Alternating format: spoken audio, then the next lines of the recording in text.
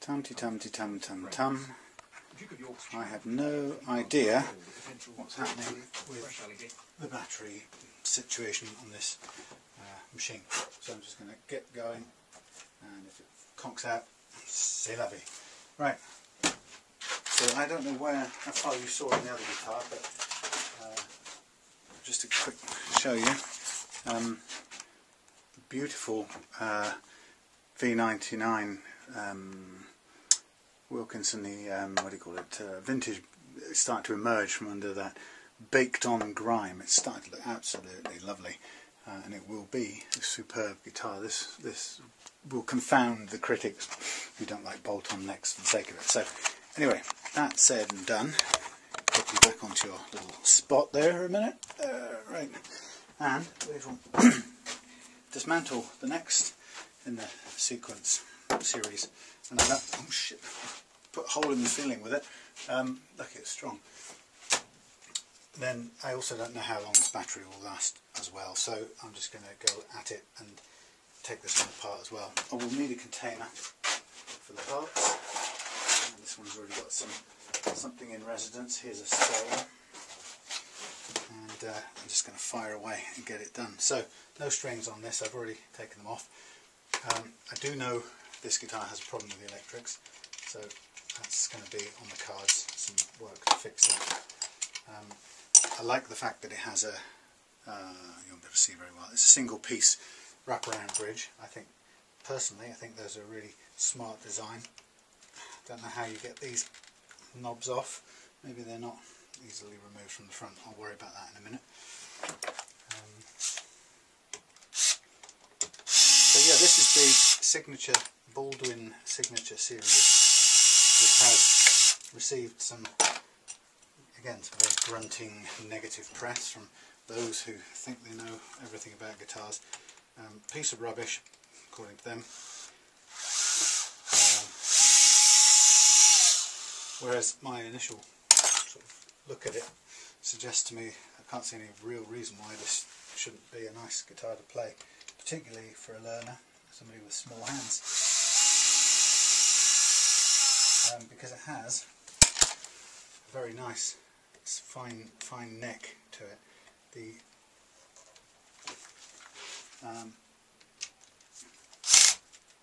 It's quite stiff, firmly in place, shall we say. So I'm just going to take everything off, everything I can get off, including the neck, obviously. And let's start on 4,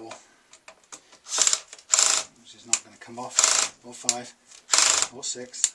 That's because I'm going the wrong way. Go back to 4. No, it was the right way. I'm not stupid. So 7 isn't done, 8 isn't coming off, 10, bloody hell. So that one was done to 10. These are coming off with 7, and this is probably coming off with 5, I wouldn't doubt. No, 6, no, 7, no, 8, no, 10, no, maximum. Funny. So somebody's done these bolts up in completely different levels of tightness. Here comes the neck. Again, the screws take a long time to come out of these compared to a Stratocaster, because there's so much more of the heel. Massive strong heel that the Fender Strats don't have. So just have a quick look at this, check for any, what do you call it, you know the word I'm looking for, shims. There aren't any in there. No, just good old fashioned straight clean pocket. This has got number 4 written on it. Or is it 24? I can't really tell. It's obviously from where it's being matched. Number 4, little sticker.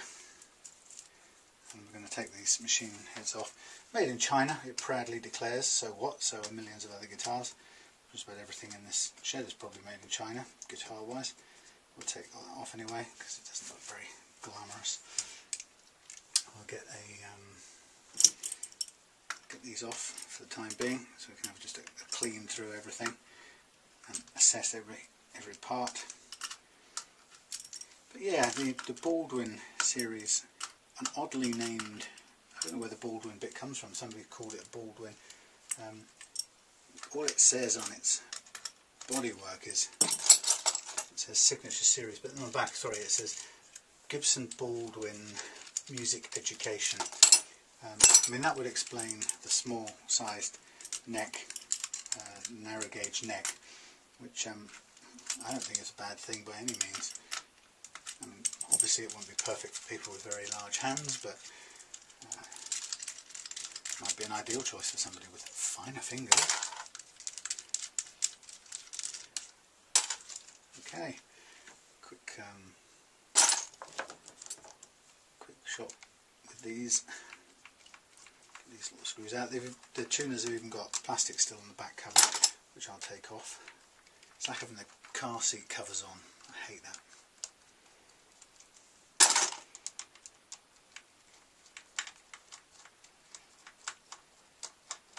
And then we'll basically give this body and this neck a bit of a clean up, and I suspect we'll be leaving them till next weekend.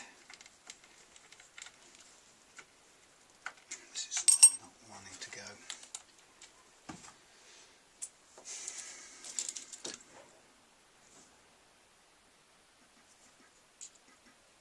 What am I looking for here? I am looking for a particular piece which isn't there. I'm confused.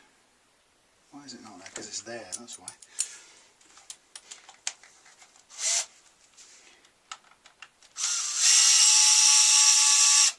Yeah, so I guess I'll get onto these next weekend, since I used the time today to do my brother's acoustic. There we have it, a bit of gunge caught under there. Take the truss rod cover off.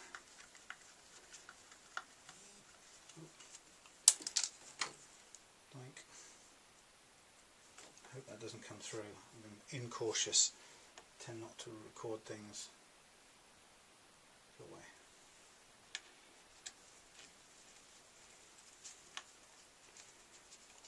Back to work tomorrow.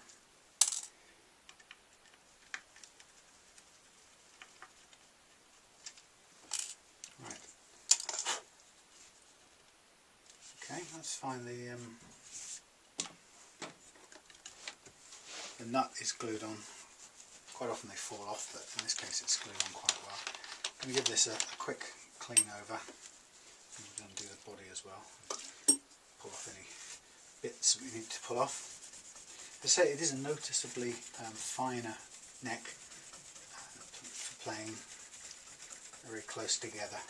Not great for small, large-handed people, but good for those with smaller hands. It's got some fret wear on the frets, so it's in need of a fret dress, and in my case a levelling of the frets, which is part of the course.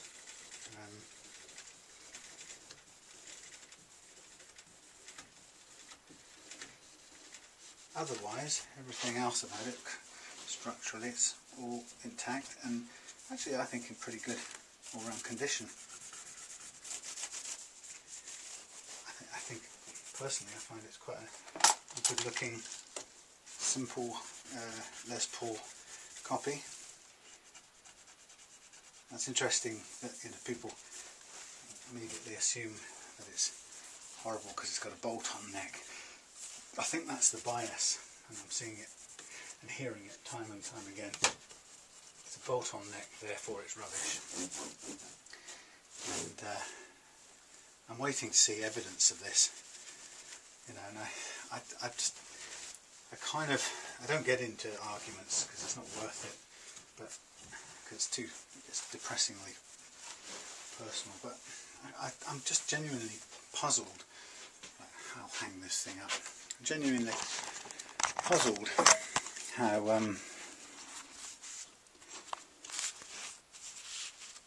how if I can't understand the logic that says that, you know, people are dismissive and scathing of bolt-on necks, and you know, people talk about them as if they're the worst things ever invented.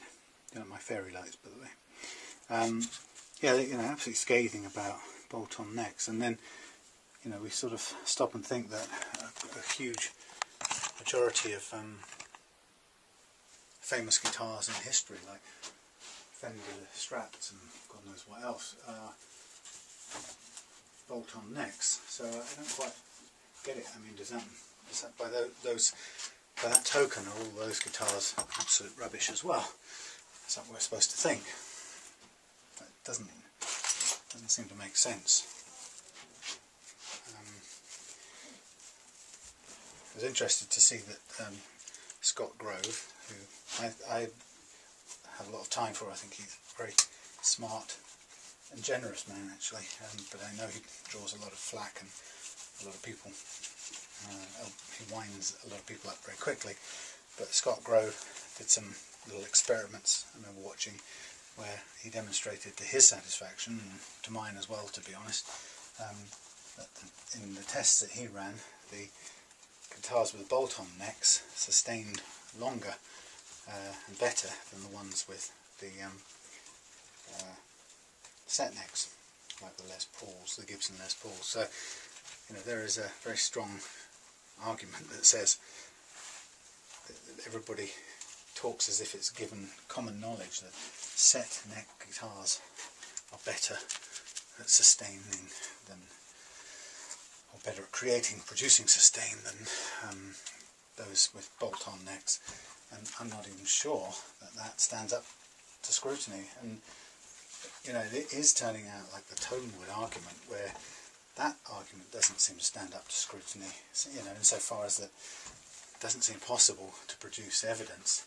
Now, some people say, well, you can't produce evidence that Tonewood doesn't affect. No, but the whole point is, it's a bit like the existence of God. You know, if you're the one who posits the existence of a God, for example, then it's incumbent on you to demonstrate how and why that's true, not for me to disprove it. So it's similar approach, believe it or not, works to the Tonewood argument. There are a lot of people who swear blind and swear a lot at other people to convey the argument that the kind of wood that a guitar is made of has a direct and significant effect on the tone that the guitar produces when plugged in. And that's fine, you know, so you know, that'd be great if it did. And all that people who don't necessarily believe that are saying is, well, you've claimed that's the case, now could you please back that up and show me the mechanism by which that happens? You know, because if it does happen, you have to have some idea of how it happens. And if you can't show us the mechanism, or give an idea of the mechanism by which that happens, then the question is, why not? So it seems like it's quite, I've not heard anyone suggest how it happens, or provide an answer to that question, which is a bit annoying really.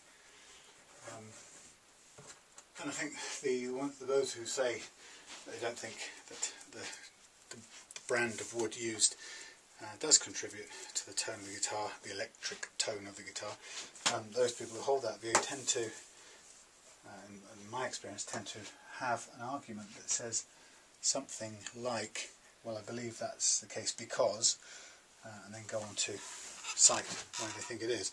And it usually has something to do with the fact that the guitar is electric,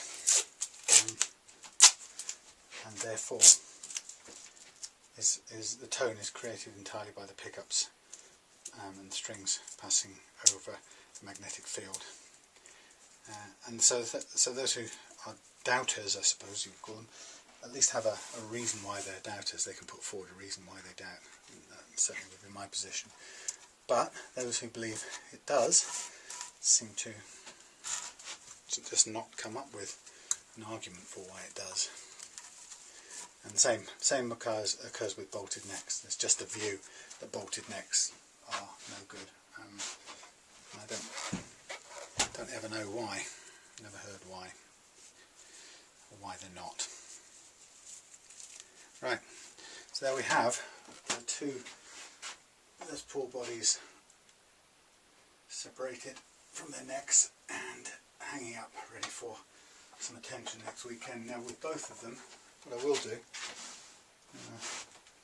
I'll hang both of them up. While I'm at it, what I will do now is do a bit of a housekeeping, which is setting both necks up with masking tape ready for fret leveling treatment, which is nice to have two Les Paul copies, two bolt-on neck Les Paul copies, I might add. Stand up there, you. I don't know what you can see around there. Just going to have a quick look. Can you see anything? It's a big green thing over there. Can't see much. I'll tip it forward in some way. Try that. Yeah, it's not so bad. It's just improvising with the camera. So yeah, anyway, so that's the old arguments.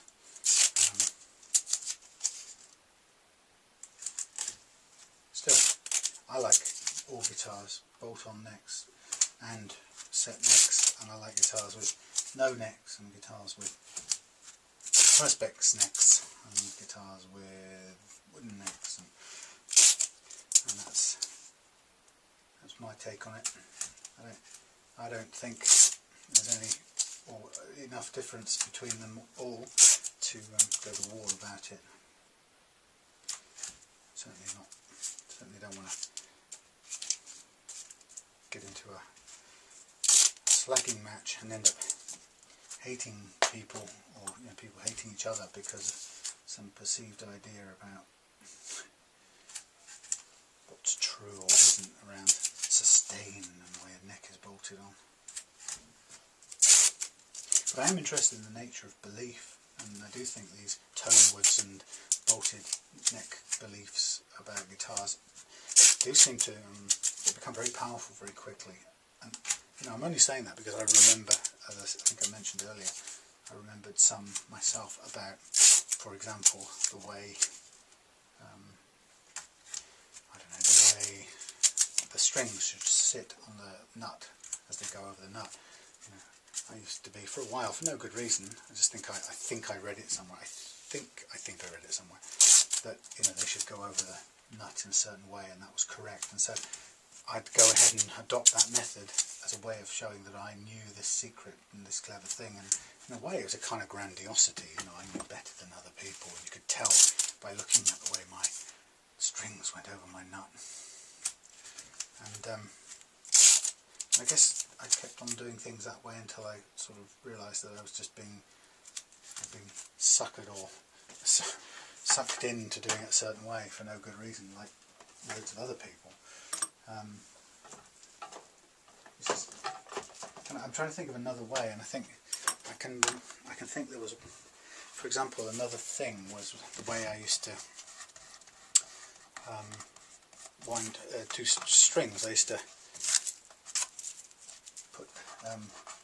fill the whole peg with the coils of a slack string, because it looked neat or something, or maybe I sort of read somewhere that if you did that it would be more stable or something. Anyway, misinformation, and but I stuck to it because that's what we do. We become habitual in the way we do things, and then we kind of make a belief system to support that habit. So I probably would have defended my doing that by creating some bullshit theory about why it was better for the strings, blah blah blah blah. But the truth is, I would have just been defending my theory for the sake of it, because that's what I wanted to believe. Anyway, so I just think some of these things around guitars, maybe it's because a lot of guitarists are young people, particularly young men, and there's something I remember very well, something about being a young man who thinks they know everything. It's just, I guess the world of Guitar Forums is full of youngish guys in that full flush of knowing everything there is to know and being absolutely arrogantly certain of it. You know, and before you get pissed off with me, I'm only saying that because I was exactly one of those myself, so I know exactly what it's like to be one. But I think that is what it is. And you've got a whole pile of people who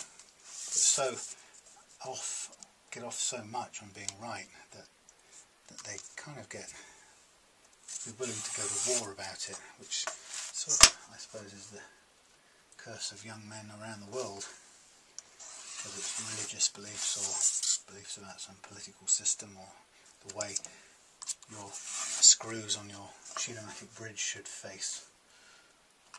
Yes, those kinds of things. Because it's not just what I get every time I see these things come up. I don't get it that people just think they know. They think they know, and in knowing, they also clearly think they're better than you because they know and they believe that you don't. And it's the using the certainty of knowing to feel better than the people you're certain don't know. And that's such a pity, because in all of that you get people who are interested in the same thing being horrible to each other, because one of them thinks they know and gets all arrogant and can only express that by being shitty to someone else, and then that person responds by being aggressive back, and so on and so on and so on. And you just have a whole bunch of people being horrible to each other. And that's the real shame. Anyway, so what I'm doing now, whether it's the right thing or not, who cares?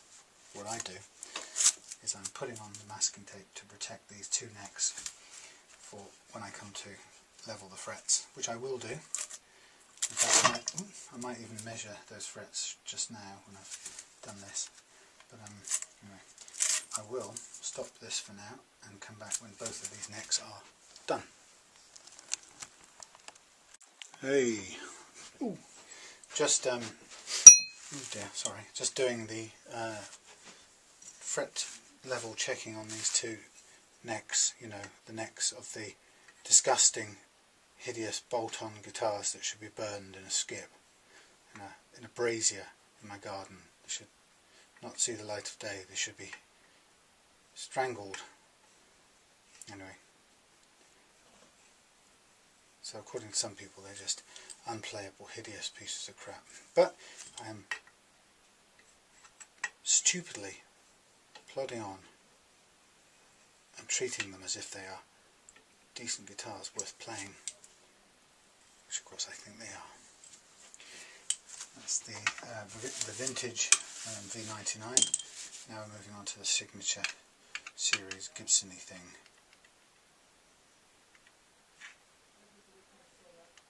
You know, this one had a luthier champing at the bit, frothing at the mouth because he had to do shed loads of fret leveling work, which is no surprise, since that's what I have to do on every single guitar ever.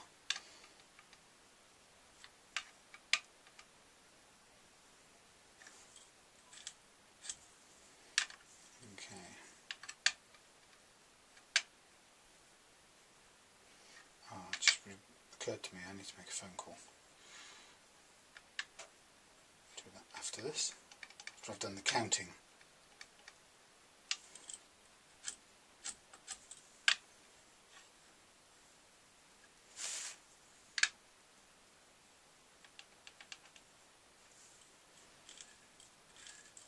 So all of these guitars have got uneven frets. Nothing. I've yet to be surprised by one that hasn't. This one isn't too bad compared to some.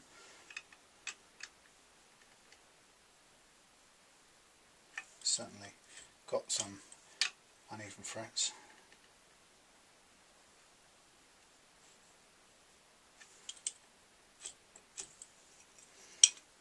Switch sides.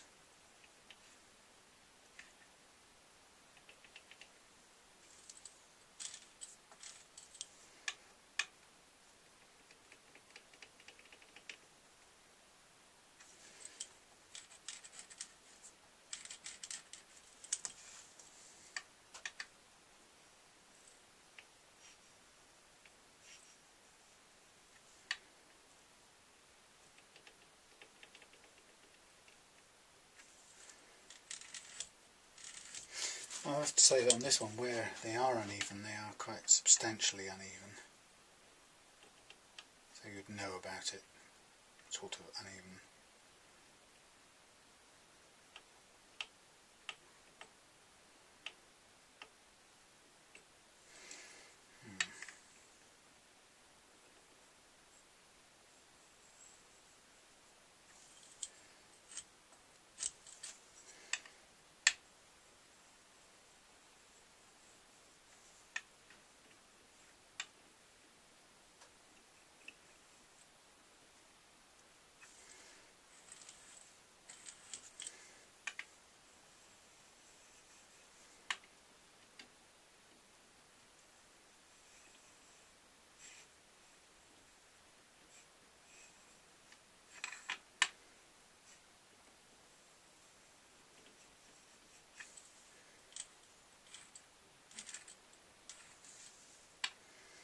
Last one to check.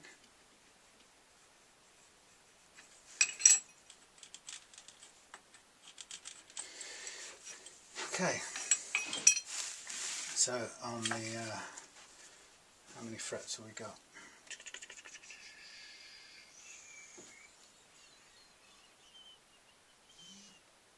Oh yeah. 2, 4, 6, 8, 10, 12, 14, 16, 18, 20, 22. Out of 22, we've got 1, 2, 3, 4, 5, 6, 7, 8, 9, 10, 11, 12, 13, 14, 15. What's that? So 15 out of 20. 15 out of 20 equals a good round 75% for your stinky, crappy signature. And 1, 2, 3, 4, 5, 6, 7, 8, 9, 10, 11, 12, 13, 14. 70%, but much milder. So it's not hugely representative. A bit misleading in a way to compare these two, because the signature is worse by some margin, and it's a quite, the uneven frets are quite uneven, whereas on the vintage they're quite 70% of them are uneven, but they are quite mild in their unevenness. Still, we have to fairly record the findings, which I shall now do. So we have signature Gibson Baldwin by Gibson. What the hell is it called? Gibson Baldwin signature. Gibson Baldwin signature Les Paul copy thing, 75%, and then vintage V99 Les Paul with the evil bolt-on neck, 70%, but mild is the truth. I'm going to put that on there, very mild, and this one is quite extreme.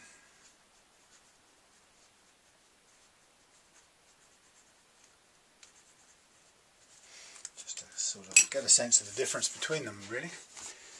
So 70% stick in there, kind of out of space now, so going to have to become some other kind of chart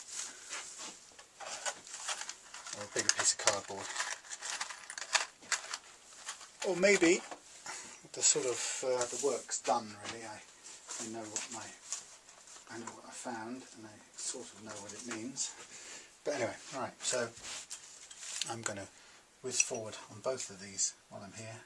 Do this as a mass production. I'm going to highlight all the frets in marker pen. Draw a marker pen across the top of all of the frets, and then I'm just going to do the levelling part of this now. Just then hang these necks up. To come back and do another day. So this levelling part now will use a fret levelling file, which is a custom piece of equipment bought from, in this case, Crimson Guitars, and I'm going to use that file to level all of these frets down together. Here comes Morris again. So rather than try and work out which one is individually high and try and balance it against the ones either side, just going to take them all down at the same time, because there's enough metal on the frets to do that. And Morris is going to want to come round. Oh dear, Morris. Oh dear. Hello? Alright.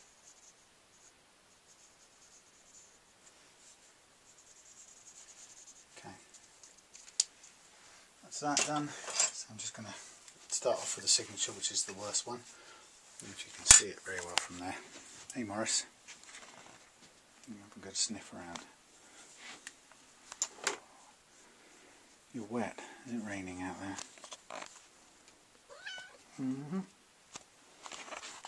So put that back on there out of his way. I think it would be a bit safer where he can't.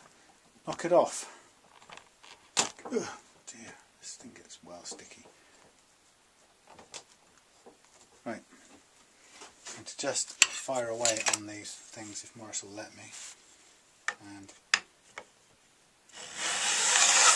pow. There we go. Fret levelling ahoy. You can hear clattering over the high ones.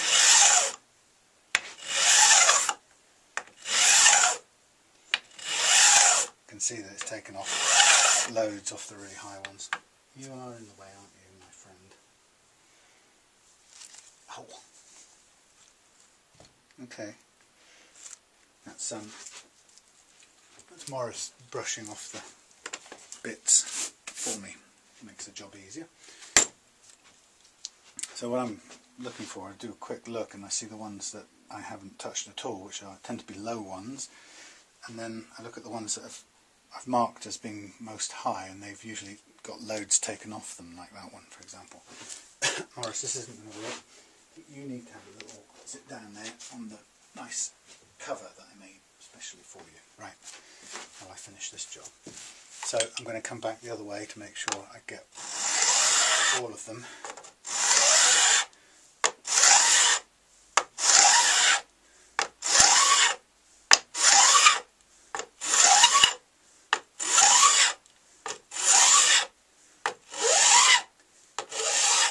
Going quite extreme with this Baldwin thing because it needs it. I think I've got everything covered now, just about, and some of them have had loads taken off and some of them have had less, but we'll be on target for getting them all level. And a quick check at this point is always good, particularly where the unevenness has been quite extreme. You can very quickly tell if you've achieved your levelling aims, and in this case a quick spot check tells me everything so far is coming up level. I go to the particularly dodgy ones that really stood out, and they seem to be okay as well. little bit left on there, which I'll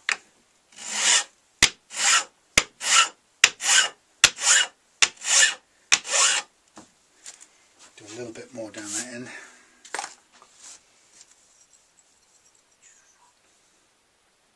Again, just test them. Good. All good. All good. Tiny bit of rocking still going on there.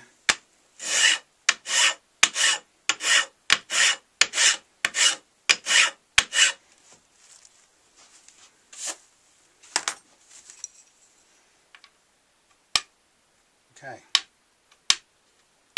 everything done.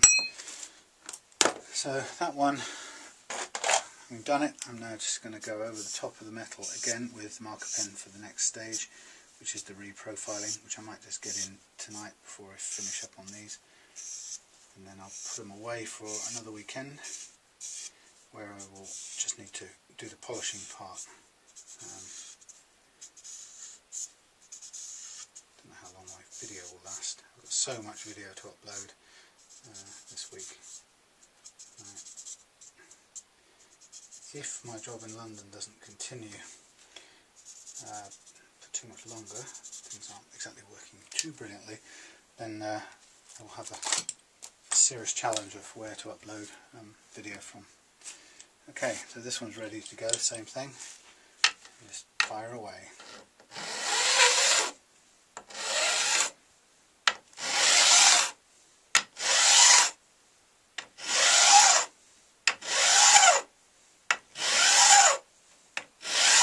Feels much more level. Feels like that pretty much touched everything.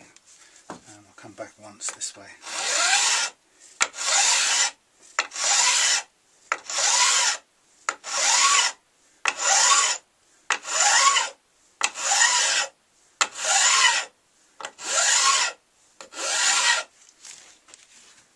Again, everything, all the frets touched there, nothing missed out, or maybe a little strip down here. Let's check again, and again. Now one of these frets has got a big dent in it, and I need to keep going until I've got that dent out. So I'm going to keep going.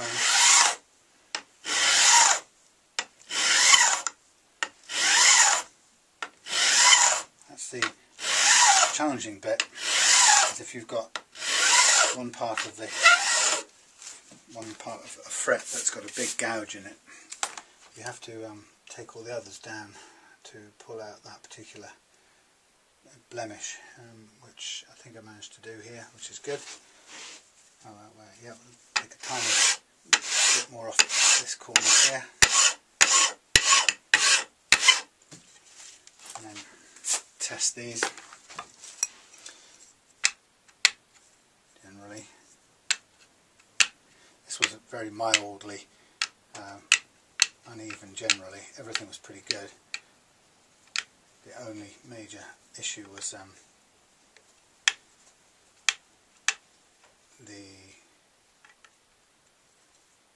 the major thing was that chip, and it's come out of the top of the fret there. So I only have to worry about it on the side, but I think we can smooth that out as well. Okay, so everything else is pretty much done there, and we can just go back over. Same thing, paint over the top. Just then ready for the fret reprofiling part of it, the second of the 3 stages of this process. And we're nearly done, and we'll just hang them up after that, I think.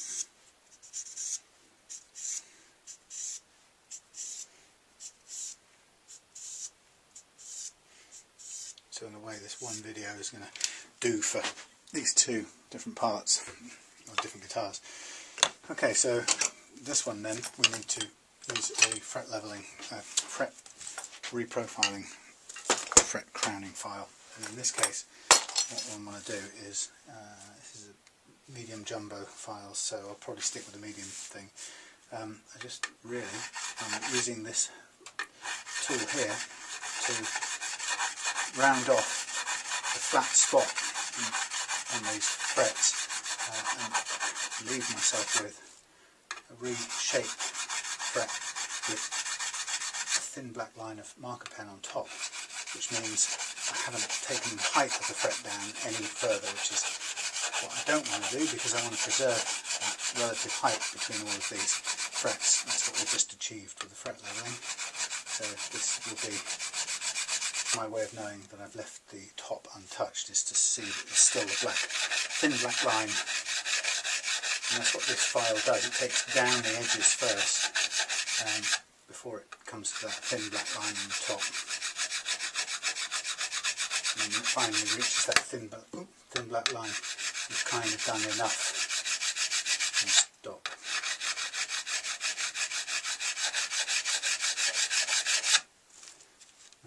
So I'm going to stop the video because that's all I'm going to do with these, and then they'll be ready for polishing, which I'll show you next time. Okay, so I'm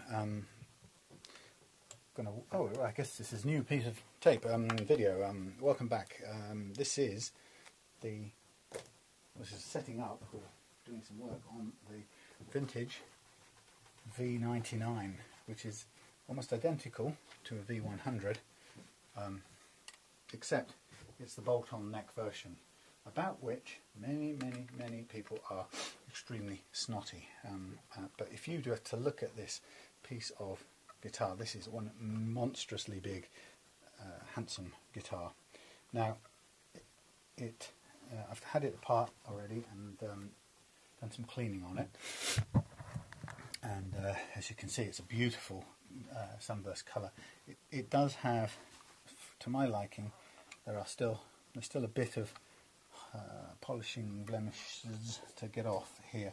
So I think before I go any further, or before I start putting it back together and get it again, I still want to give it try a bit more solvent on here, just to get those last sticky blemishes. This guitar I picked up in Exeter, and it really was in the most unbelievably sticky, dirty condition. So it was as if it had been hung up in somebody's kitchen, you know, where you pick up all that sort of food grease that then attracts dust, and the whole lot makes a kind of, I don't know, really almost impenetrable goo. And that's why, you know, sometimes you see people, well, Claire was actually doing it earlier today, that when you come to clean the fridge, the oven, for example, you have to take the most hideous chemicals to it, and then end up sort of nuclear bombing it off, because the stuff that builds up is just resistant to almost anything. There's no amount of elbow grease in the oven that can get rid of it. This guitar has pretty much been the same, and so it has had a build-up of this monstrous goo over the years. Now, as I keep that's even improved it a little bit more. So, having put a few layers of cleaner over it, sort of getting through that stuff bit by bit. But it still has a little way to go. The front's okay actually. Got most of it off the front, and it's really pleasing because the guitar itself, I mean, the whole of it was just in the most awful condition, but underneath you could see that it was pretty spotless. So very rewarding to have done this. Again, you can see I have to put some serious sort of welly into it to get it clean. But yeah, having done it, you get a really nice finish out of it, and this Les Paul copy will be, irrespective of people's opinions about bolt-on necks and all that, this will be a really nice guitar when it's finished. The only downside of it for me on this particular guitar is I can't really experience this guitar the way I can experience a right-handed one, because it's almost alien to try and play it. So even when I know I've technically set it up the way that I'd like it, I don't really get to experience that setup because of the left-handed arrangement. So I have to do it and then kind of sell it knowing that I can see that it's the way I want it, but not being able to really tell you in terms of feel that that's how it should be. It's as good as I can get technically. Of course, I've done a couple of these before, and and it does work. Now around this jack plug here there is some very persistent goo, and actually there may be only one thing for it, and that might require some polishing fluid, polishing cream, and then a slightly more abrasive action than I'm able to do with this solvent stuff, because solvent alone isn't shifting it, no matter how many runs I have at it. So before I get on with the next bit, I'm just going to take one of my anti-scratch creams, and there is a scratch down here as well, and I'm going to do give it a quick go with that. The back now is looking quite nice. I don't think I have to do anything else. The front, again, looking good. I'll just get some solvent on it again and just try and get off any of the last vestiges. So yeah, we're down to that whole thing about the V99s, the bolt-on necks versus the V100s. And I was just looking on eBay today that there's a V99, effectively, I don't know if it's called that, but it's a bolt-on neck gold top, one of these for sale, and it's a very pretty guitar up to a point, and of course the things it doesn't have going for it as far as the general public is concerned is A, it's a bolt-on neck. That's a big downer for a lot of people. Not necessarily, I don't say I share their judgment of that, but the truth is the market isn't massively keen on that. So going against it is the fact that it's a bolt-on neck, plus the fact that what I will say about that particular model is that the headstock is pretty unappealing. They chose to sort of finish it in a very flat, light colour, and I don't know if it's the wood or whether it's paint finish or something, but it's pretty unappealing. But anyway, so I mean that's not about whether this has nothing to do with the arguments about bolt-on versus through necks. It's just a relatively unappealing looking finish. Now I'm just going to do a quick test here. I don't know how well you can see this, if at all. Crank this up a bit. I'm just going to do a little test. It's kind of hard to get the light on this. Do a little test, and I'll do it this way around. There's some blemishes there. I'm just going to see if my finer of the two, let's try and get that shaken up, finer of the two anti-scratch remover creams will actually just take care of this last little bit. They're very effective, these.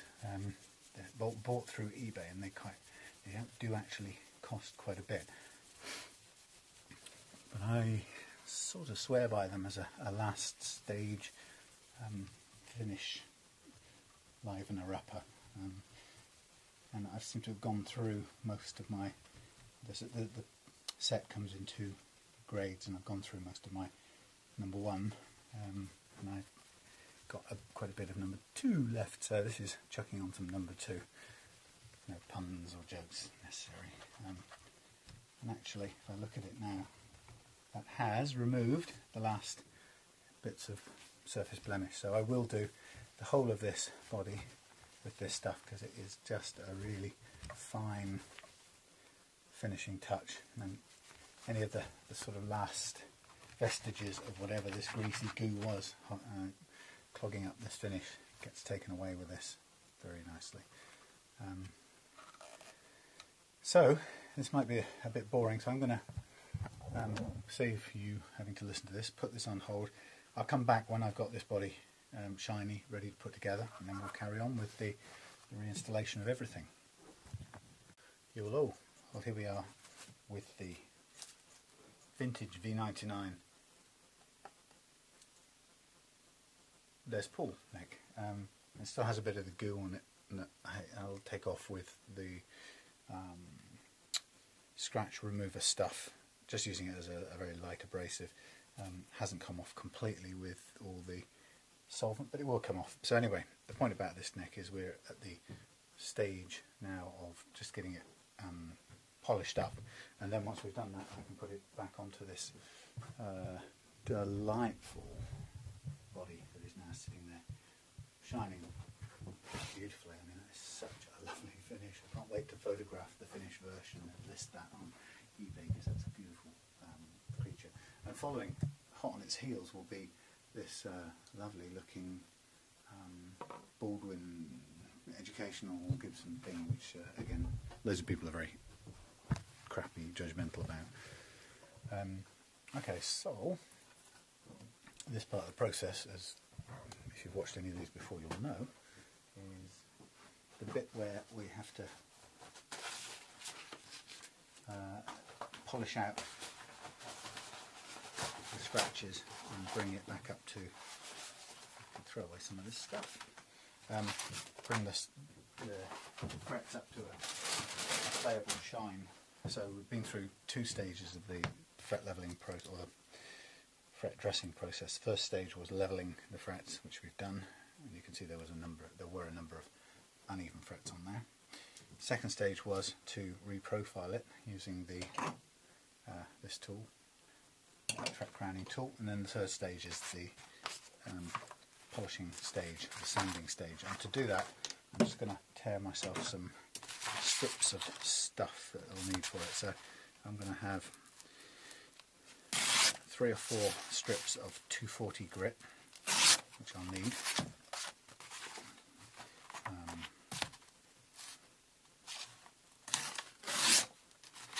And then three strips of 3 or 4 strips, probably 3 will do, of 600.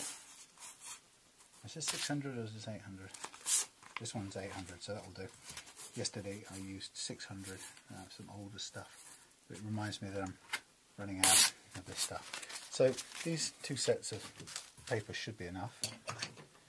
And the logic of this is quite straightforward in some ways.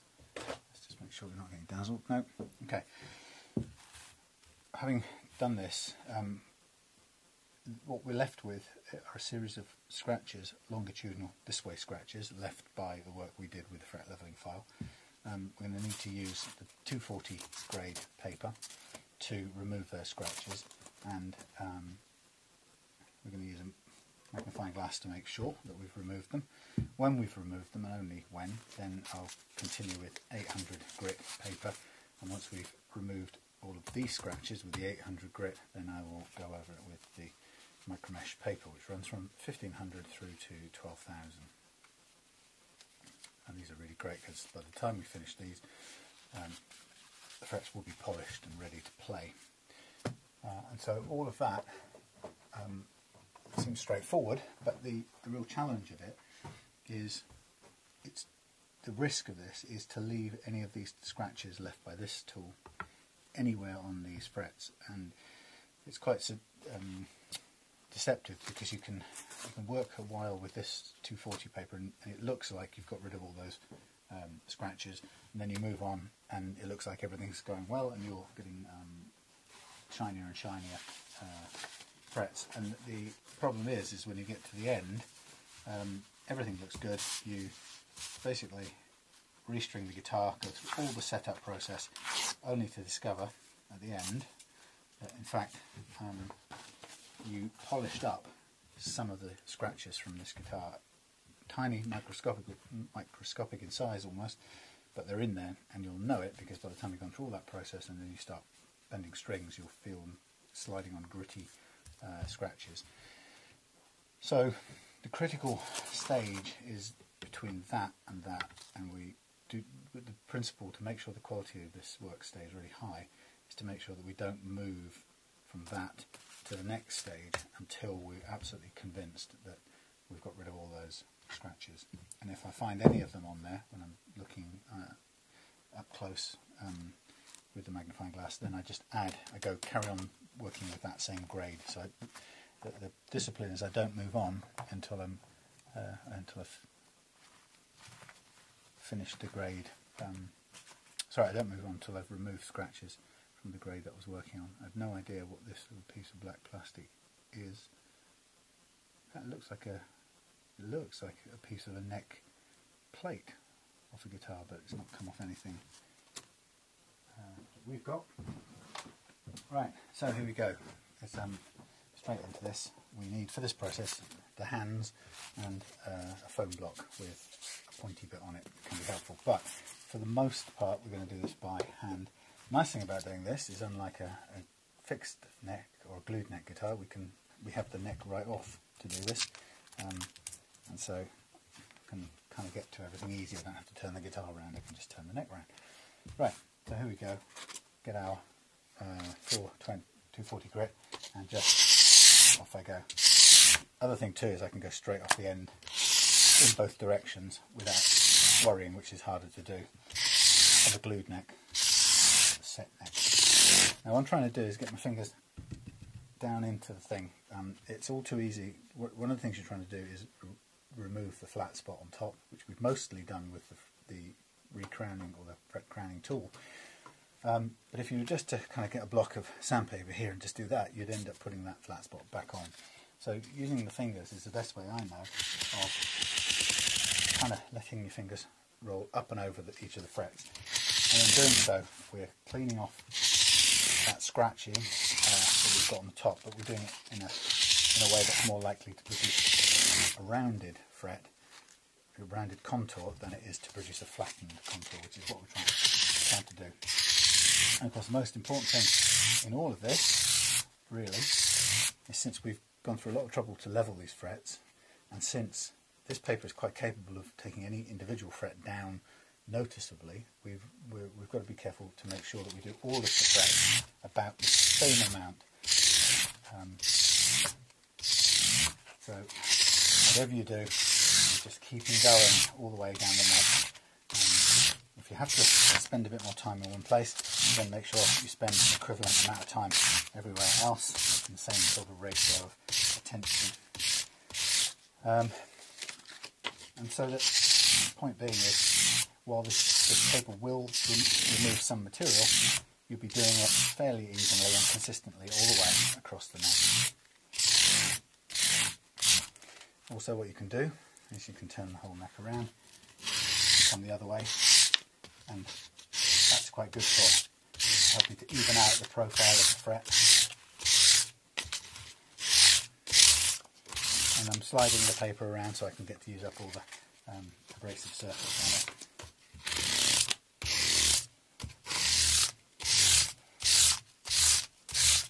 It's my experience that the frets at the beginning and the end often are the ones that end up with some of the scratches still in them, because they're sort of hardest to get to when you're using the sandpaper. But they're easy to get to, but you tend to put the pressure on as you start going, and the first fret often doesn't get the same sort of treatment as the rest of the frets. So just a piece of kind of experiential information there. It's my, I'll often find that when I come to do an examination of these, that the ones that have the scratches on will be either the first or the last couple of frets on the neck. Produces quite a bit of dust, so you want to make sure you brush it off near the ground. And I'm just going to go straight into doing it with another piece. I'm not even going to assume that it's there yet. Again, experience has shown me that it takes about 2 sheets of 240 to get to where we want to get to, or anywhere near, and often it'll be the third one that kind of completes the job. So I'm not going to waste my time looking with the magnifying glass yet. And I'm going to switch halfway through it, turn the paper around a bit.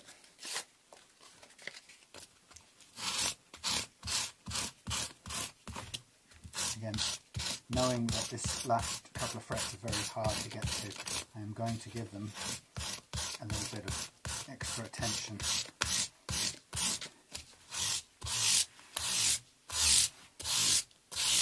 And the point is, I know that we want to keep it even all the way, but the fact that they don't get smooth as quick means that they don't get as much attention with the paper. which means by default they have a bit less material taken off them than the others. So you can afford to spend that little bit of extra time and attention on them. Okay, so another piece of paper pretty much worn out. Again, we'll knock the dust off near the ground. You don't have to breathe too much of it. Okay, so now is at the stage where we're going to have a closer look at this thing, and it makes sense for me to switch to reading glasses or whatever I've got that makes this easier to look at. Now, one thing I've found is a way of helping to see the blemishes that are still there is to we've been going longitudinally with the sandpaper. If you get a very fine grade like 2000 and just give it a swipe across in the opposite direction, lengthwise on the frets, what I find is that it dulls visibly dulls the fret down, but it makes the blemishes going that way a little harder, a little easier to see, which is why we're doing it. Now, what I don't want you to end up doing is getting dazzled by this light, but I would like a bit of extra light. So at this point now I'm going to have a very close up, an honest look at what we've got here. And you need to, if you're doing this, you need to sort of get to a place where you're kind of comfortable and you can see everything in as clear detail as possible. Now straight away I can see tiny blemish, telltale marks on this first fret of the old scratches from the old fret leveling file. I'm just going to mark sort of near where they are. Now that just tells me that I'm going to need to carry on, there's two really, I'm going to need to carry on working with the 240 paper to get rid of those, and amazingly enough there's someone there, and I just keep on going. Now I don't really need to continue looking now because I know I've got to carry on. What I find is, as I predicted, is the ones in the middle are by and large ready to go after two swipes, but it's the ones at the end that tend to be the ones that miss out. And what I can see here is a chip on this fret. If it's still a little bit of a blemish. It's on the side now, so it shouldn't be a problem when playing, but it's still something to note. And to get all the way down the end here, I'm sort of half expecting to see a couple more of those scratches make it through. And actually I've given this end more attention than that end, so this end's fine. Right, well, according to my quality control method, having found scratches, I'm going to use up yet another piece of 240 grade, because I don't move on until I've done everything I need to do. Now I'm going to concentrate a little bit on this end because I know it has to be done, but once I've done it I'm going to then kind of share out the sandpaper love to all the rest of the neck, even though it's already been taken care of. As I say, I'm conscious there of that little chip as well, that might be a problem. Now one way of getting to these end ones that might work a little bit better at this stage now is to switch to the block, and I'm going to turn it round and let the block ride quite roughly over the top of these things.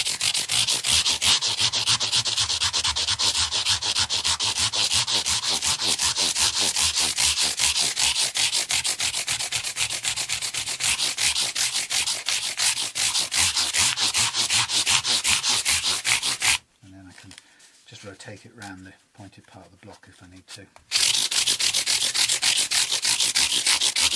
Again, the key thing is we're trying to, at all times, trying to get a rounded fret, not a flattened one, and they're looking quite good. They're not exactly semicircular, they're still a little bit more oval than that, but they are definitely humped, which is what we want.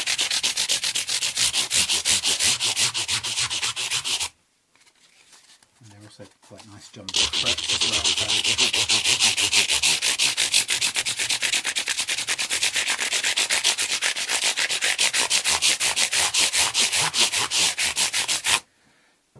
So I'd be fairly convinced at this stage that that's taken care of these problems. And I'm just going to zoom out to wherever I can have a good look. Yep, they're gone from there, and they're also gone from there. Right, so I'm confident now that we can chuck that 240 grade stuff away and just move straight on to the 600 stuff. Now, we won't need the magnifying glass again, because the process, once we've got to here, we now know that all the scratches from this baby have gone, and now the job is to progressively remove the to make the scratches finer and finer, basically. So now we can just carry on with the 600 or the 800 in this case. 600 yesterday. And what we're aiming to do now is literally replace the 240 scratches with the 800, and that will take probably a couple of pieces of paper at this rate, because it's quite a big jump. Again, it can be done now quite a lot quicker. Still following the same principle, but we want to let the block ride up and over each individual fret, rather than just make a kind of flat spot. So it's about downward pressure and letting them bang like that. It feels a bit funny, but you know that they're going up and over the fret. You can do it both ways.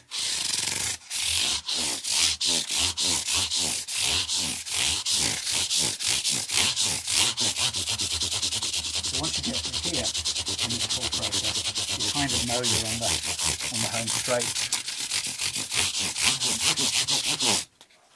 I would recommend that you don't rush this even still, because the more time you spend on this now, the better quality the blade will be.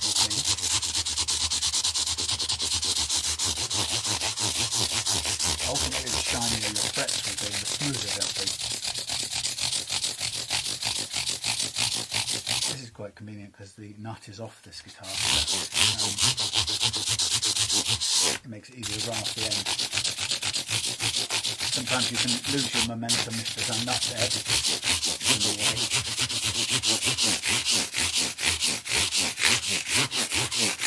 So even though after one piece of paper, I'm pretty sure that we've replaced all the 240 scratches with 800 scratches. Go one more than you need, I would say.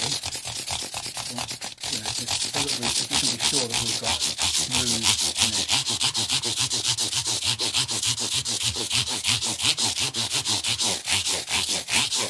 And vary the position of the neck as well, if you want to just give it a sort of different angle. Now you're picking up lots of dust on the guitar or on the neck, so that's fine, we can always clean that off.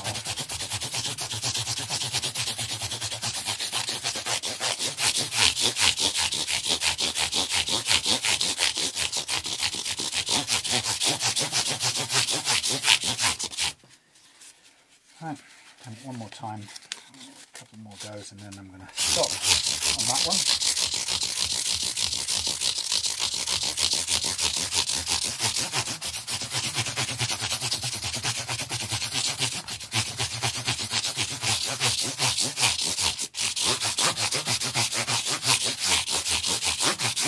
Got the same job to do on the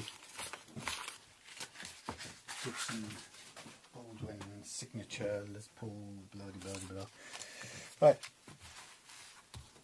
now we move to the 1500 paper, and that's a big jump from the 800.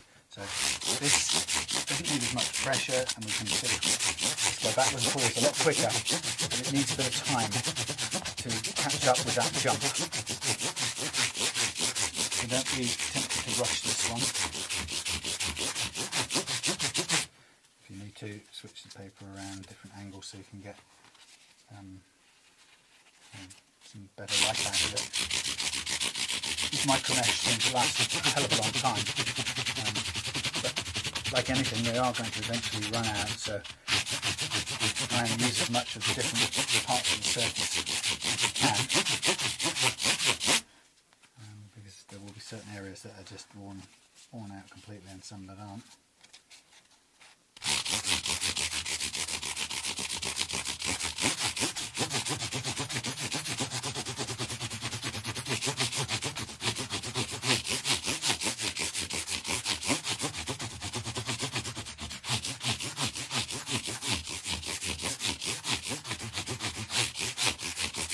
had thought that this weekend I was going to set up the red no-name Squire Stratocaster, but I think I'm going to go for these one or two of these Les Paul copies instead.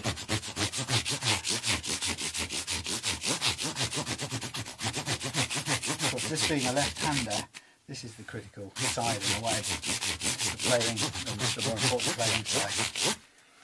And so we're going down now in steps 15 to 18 to now 24, so they're not such big steps, so we don't need quite as much time. We need to get to every fret still.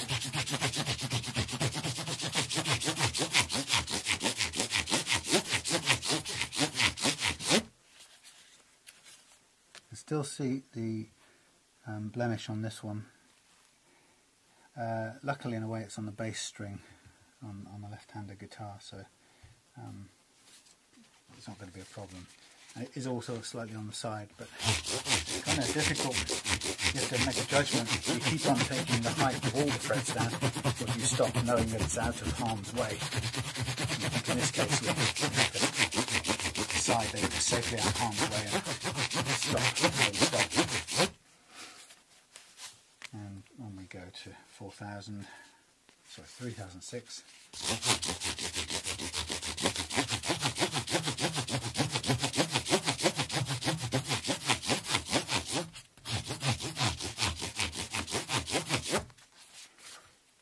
These are quite small increments, 4000.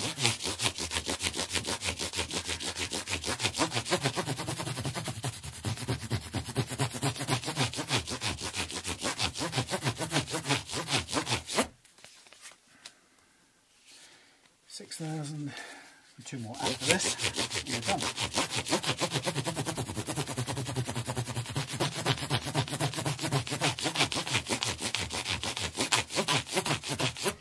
So, as I say, to reiterate, the critical time is the early parts of this. Don't get rid of the scratches at the beginning. They will still be here, no matter how shiny your frets look. And you can end up really having to go right the way back to the beginning of the sanding process,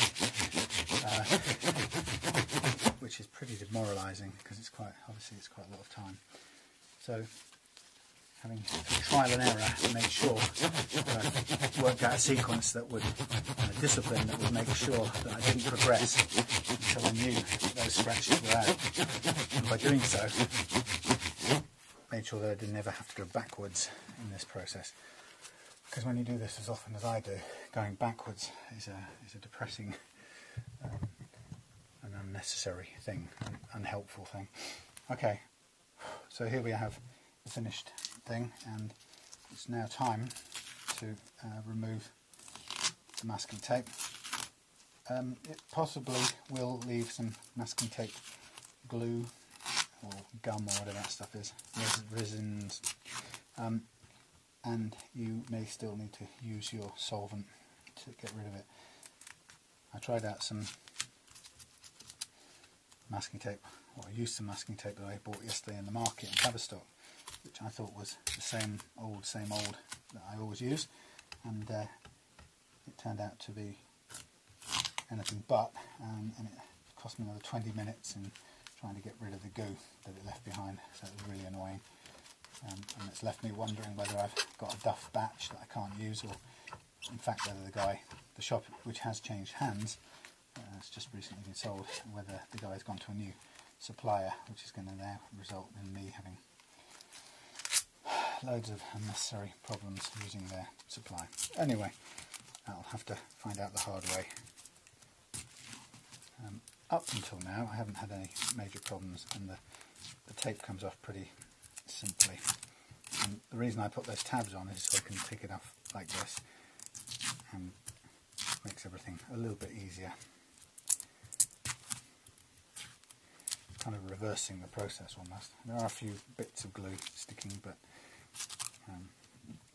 it is all inert and relatively harmless, so we can get it all off with solvent. I'm going to need to do a bit more work on this neck anyway, as I said, with the polishing compound, just to make sure that we get rid of that baked on oven slime that this guitar came with. So, having done all that hard work, it's now also, you can see, hard work and time consuming to get all of the tape back off, but quite necessary. So, no shortcuts. I did do a little experiment, thanks to, I think it was Dave that suggested it, to try and pull off the tape by running some tape down the side, but it didn't seem to work because there's so much strength in this tape being held on to the neck. And so I can sort of remove it this way, pretty much all, apart from occasional bits, pretty much in big chunks. Sometimes it leaves behind a little strip which I have to peel off, but apart from that, most of it just comes off. On request, please. And sometimes leaves some goo that I'm going to have to use my solvent to remove, possibly because it's going on top of existing goo, which might be the cause of this. But anyway, the naphtha will always do the trick. Even if the thumb rolling doesn't. It is annoying when it changes. You're not used to it. Right.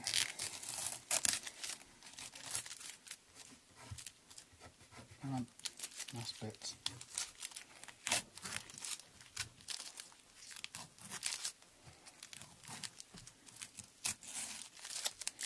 Oh Lord, come on.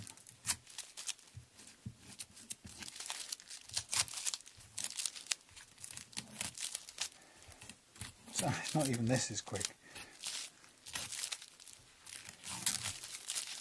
You eventually get there, but I say with some sticky residue on the side, which it's probably easy to roll off with your thumb before you resort to the solvent, because the solvent first of all thins it and spreads it further around before it takes it off. So if you can avoid putting the solvent on, that's much better. In this case, we've gone as far as we can go. And I'll just try and get some of it away. Now, I was being slightly sidetracked by the paper, the masking tape glue, which again you can see comes off really quickly, so it's not a major problem, but being sidetracked a little bit because it takes our eye off the fact that we've actually got a beautifully level fretboard after all of that hard work, and beautifully resurfaced frets, which was the whole point of all of this. And as I say, give that a clean over, remove any of the dust. As far as this goes, I'm going to resort to the scratch remover to get rid of the last sort of goo on that baked on grime. But, so yeah, I'll save you the boredom of me doing that, so I'll switch off now until I've done it. But there we have the a bit more glue to take off. Come on. But yeah, there we have a beautifully levelled and polished set of frets ready to go on this lovely left-handed Vintage V99. But like I say, I'll kill this for a minute and come back when I've just shined that up a little bit and taken care of some of the goo on this, particularly on the sides here actually. Righty-ho, back again, and two parts of a very nice beastie ready to come together. I just breathed in some dust somewhere. So this is now cleaned up really well. Probably can't see too well, but it's nice and shiny. Oh, that final bit of blemish is gone. And somewhere, we'll work out which it is now. Somewhere we have the contents of this creature, and I have a feeling it says Vintage V99. I've got it, and what I haven't done is I haven't cleaned these individually. So after I've reinstalled this neck, I will then cut the video again and go back and take care of that. But the first thing I can do, obviously, is I can take the 4 neck bolts and the neck plate. I can get ready to put that back on. And while I'm here, I'll also prepare myself to put that the nut and give them all a quick clean down and make sure that there's nothing in the pocket that will get in the way of anything. It's clean and sponge free as possible. I'm just going to clean down the bottom of this. That's a not sure if that's a bone or a plastic nut. I think it's bone actually. So that might sound slightly surprised. I'm just going to have a look and see how well it fits. Yeah, it's quite a clean fit. It sort of just hangs over the edge a little bit, but I'm going to refit it just as is. It should be fairly straightforward. What I will do is put a tiny bit of tape down again, because super glue. Oh, that's great. Now I've got tapes stuck. Super glue has a habit of blooming, or whatever, I don't know what the word is. There's probably some technical word for it, where the kind of like it sweats. You know what I mean? You'll have seen it. Kind of sweats off away from where the glue is, and then sort of ends up contaminating other parts, particularly if they're dark. It has a bit that the sweat that comes off, if I can call it that, makes dark surfaces look white and dusted. So I'm just going to cover those off as much as I can. I'm going to just take the precaution of doing it down the edge a bit as well. I know it's more tape that we didn't really want to introduce back into this.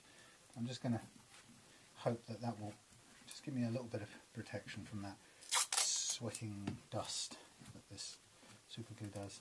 There's a tiny bit of cracked lacquer there, which I'm not going to attend to right now. It's probably too minor, but alright, where's the thicker super glue? Here it is. I'll put it on the bottom of this and just along the edge, front edge, try and get it to come out. You have dog barking in the night. In some ways, you don't have to ever put too much glue on these things, because the bottom line is that the nut was held down by the pressure of the strings. Okay, let's just get this. I'll use my fingers touching the end to just feel where it should be. Okay. Clean rag just to clean that plate one final time, see which way around it goes as well. Get myself a screwdriver with electric nuss. Ow, just stuck a piece of metal in my finger.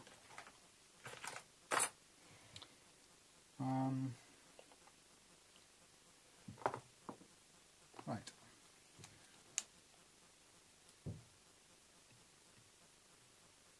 Pretty sure that will be stuck, although I can't guarantee it. Okay, so as I say, just checking the pocket, make sure there's no obstructions. We want this to be a really clean and tight joint. Now, with these guitars, there is always more room than you'd like, more room than I'd like, in these pockets, because they never fit absolutely snugly.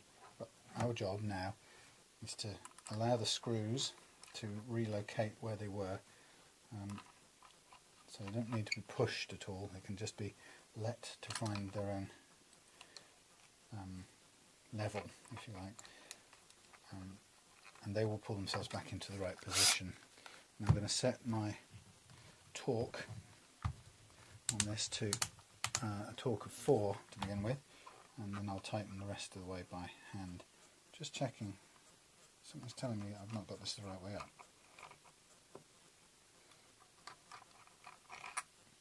I've got time, no point rushing on if this isn't right. Lo and behold, it's the wrong way round. So that's a little thing there. Take it slow and be prepared to back out if you think something's wrong, which in that case it was. it would have worked, but it just loses the whole point of the little countersink on these things here is to allow you to locate or put the screws in and get the plate in the right place too for maximum tightness. So these screws are going in where they want to go in, and the plate is now pulled roughly into place. And I'm going to stop for a minute. Something I've done before, I've learned to do.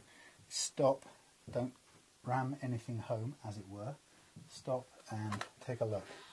Is that sitting flat? Does that look like it should sit? Is there anything obvious? Is there a gap under there that it shouldn't be there? Everything is as close as it can be to the side. Well, actually, it is a little. There's a little gap down that side, but it's meant to be there because this neck is sitting exactly how it was before. So now we can go home and let the first one go in, and then go to diagonal, let that go in, and then the next two. And now I put those all in at the sort of basic torque level that I used to undo them. And what I might want to do at this point is to just do a hand tightening, or you could do it with a torque screwdriver or the torque on that screwdriver if you want, but I quite like doing it by hand. I can get a sense of what's going on.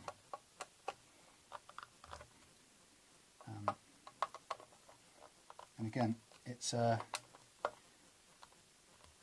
personal, intuitive, experiential thing, unless you're using precise measurements on a torque wrench. But for me, it's done up to the same amount of torque that it required to undo it, plus a little bit extra to keep it biting and holding tight. I have a feeling that I've got a friend in here, hiding away, sleeping somewhere. I don't know where he is. There's one down there. I don't know if the other one's in. Anyway, right, so there we have the neck reinstalled on this lovely V99 bolt neck guitar, and I'm not going to hear anything bad said about bolt necks. One of the things I will do while I'm here, this is loose, and I have a fabulous tool that I spent a lot of money on. If I can make you see this properly, maybe a bit of reflected light will work. This is a great little tool. It will allow me to put the tool in, turn backwards once it's in, and that will grip the whole socket from the inside, and then I can use my wrench, or if I had a spanner that fitted perfectly, probably better a spanner, but now I can turn this, do up this socket and pull everything nicely in tight to the inside without spinning the components on the inside, because this interior, the internal bit, is being held in place by this wonderful little tool. And then once that's done, I can just gently, I might have to hold it in place to gently waggle it. Theoretically, when that's done, I can just gently waggle it in the opposite direction, and out it comes, leaving a nicely done up jack socket. I think I paid some 25, 30 quid or something for that tool. But again, it's the principle that I said before on yesterday's video. If you're going to spend money on a tool, at least buy it from where you know you're going to get good customer service. And the more money you're spending, the better customer service you want to be assured of. Now, in my case, I know that I'm fairly confident about the customer service from Stumac in the US. They are pricey, but when I'm spending 60 quid or 30 quid and above on a tool, I really do want no quibble customer service, and it's worth paying the extra. Okay, so there's my glued on nut, and here's my masking tape coming off. A little bit is caught underneath the nut, which I thought might happen because of the way it sits in there, but I can just take that out. say there's a very small bit of chipped lacquer on the edge here, which I could cover up just for aesthetic considerations. Okay, so that's nice. That's sat there ready to go, and the neck there is also ready to be oiled, just to give it a sort of healthier look. Now I'm going to put this off to one side. I will drop a little bit of oil onto that neck, but I then will put it off to one side while I take care of all the components, because they're filthy at the moment. And judging by the state of the rest of that guitar, it's probably going to take me a few more minutes than you'd like to be bothered watching me scrub small components. Nothing that exciting about that. So I will spare you that by switching the video off and coming back when it's done. Meantime, I'm just going to give everything a quick oil up. And when I've done it, I'll just wipe all the excess off as well, because I just need it. I just wanted it to make the wood look a little bit more lustrous, but I don't want it sort of sitting there on the surface attracting dust and making a mess. Okay, so you can see straight away it does make the wood look a bit more lively. Taking the kind of surplus off, and then leave it like that. Lovely, beautiful.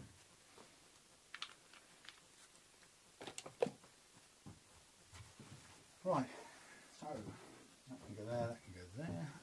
And now we will interrupt this program to take care of all the components and get them cleaned up. Leave that over there. Right. See you shortly. Hello. Right, back again. We're going to put together this lovely left-handed V99, Vintage V99.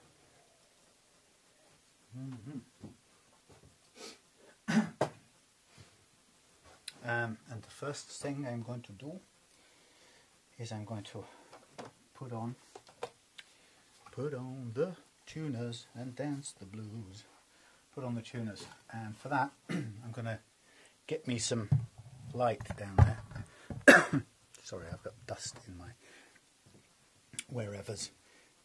Right, so I've got some light, and I've got some, I keep forgetting what they call these shit dropped things. What do they call them? Ferrules. And I found something that would put them on yesterday easily. Oh, and it was a socket, wasn't it? And it was a socket, and it was from here. This is all a bit squish squash because I haven't got much room left. And it's probably that one, plus this thing, plus this thing. Put those two together like that. Plus put that on there like that. Put that over there like that. Nice one. And then put that under there as a good old-fashioned support, and just press down like that. And same again on here. So just pushing these back in where they belong. It shouldn't be too difficult. And it's not putting the neck under any pressure, you'll notice, because it's supported.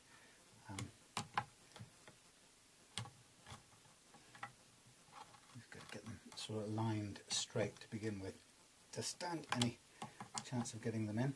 There you go. As with all these things, making sure that it's you've got the sort of the physics right, and everything's supported the way it should be. So that's nicely in place. Okay, we're almost there. It's got a bit of goo still in there. By goo, I mean polishing cream, which won't hurt anybody. Right, nicely done. Again, care and precision. Take the time to get the right thing out of the toolbox, whatever it is you need, to get the job done. It's a lot better than sort of swinging at it in some sort of wild way. Excuse me, hoping it will get done. Right, so it's never quick, is it? Getting myself a fine thingy screwdriver. I'm going to tip the old girl upside down. I'm going to get another block here just to take any weight off. I'm going to take the weight off the thing, the word I'm looking for. Take the weight off the switch. And I'm just going to push another block under here just to kind of get it roughly where I want it, so I can put these things back on. Then it's not perfectly aligned, and then it's not difficult at all. I've replaced a couple of these little tuner screws because they were completely stripped. Luckily I have a large supply of them, spares, which means I can just chuck away the dodgy ones. There's no point working with worn out ones, they're only storing up trouble for later. Basically what I had to do anyway with this was, I remember now, I had to cut a couple of them off with a file, or sorry, file a slot into them so that I was able to take them out. But, yeah, replacing them is the smart move. That's interesting. That doesn't quite line up. These may be slightly different units. I mean, they're maybe microscopically out of line, but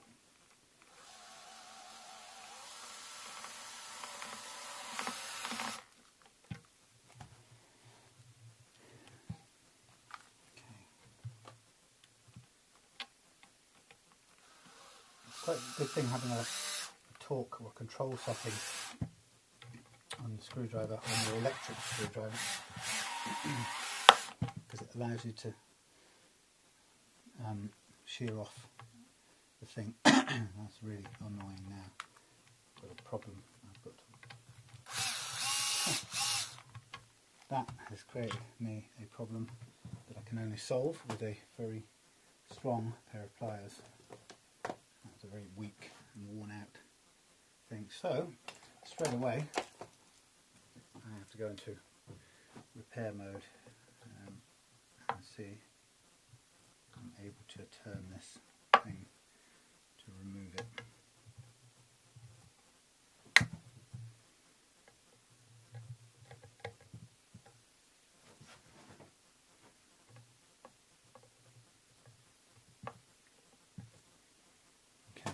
That's not going to go well, so what I do need is something with fairly good bite.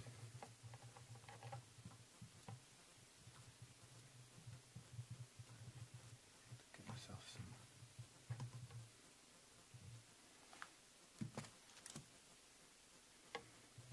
turn this a little bit.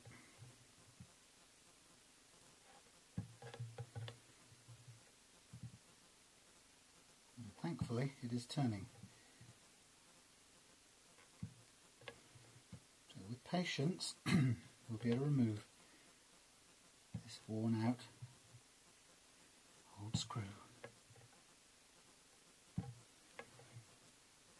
That was lucky.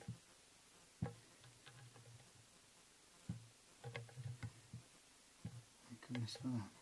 It's not often things work out as fortuitously as that.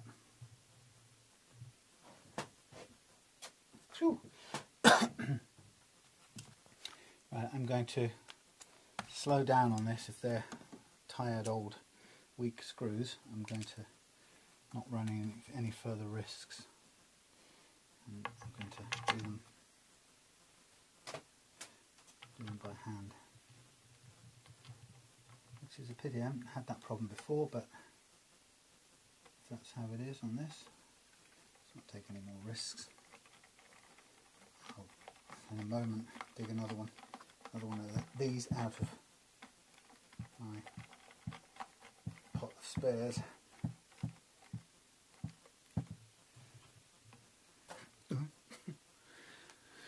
There we are. It's a shame really, because it slows it down a bit, but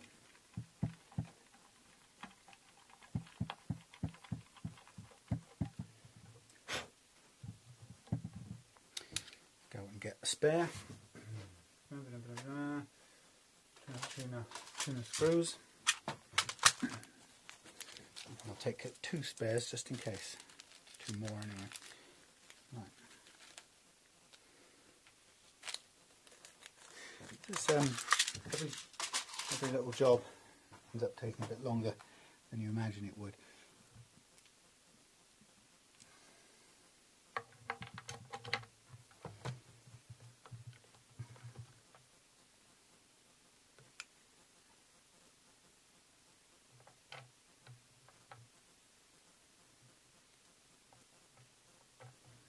What I'm noticing actually, it's possible that 2 of these tuners are slightly different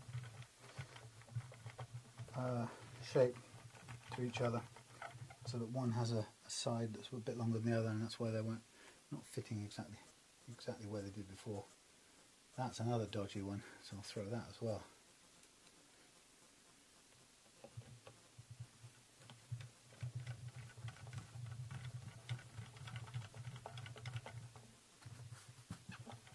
There we go. At least doing it by hand, you've got a bit more, well, quite a lot more control over the force that you need to go in with. And these are all slightly different construction. I didn't realise that before.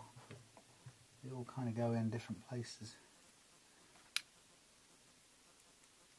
Not a lot, but it's sort of enough to misalign the holes just slightly. Anyway, so just get these on, and then we'll flip it over. I'll put the electrics covers back on, and this needs to swing around a bit. Yeah, I'll put the covers back on, and we'll be ready to put the strings on then. And load the neck.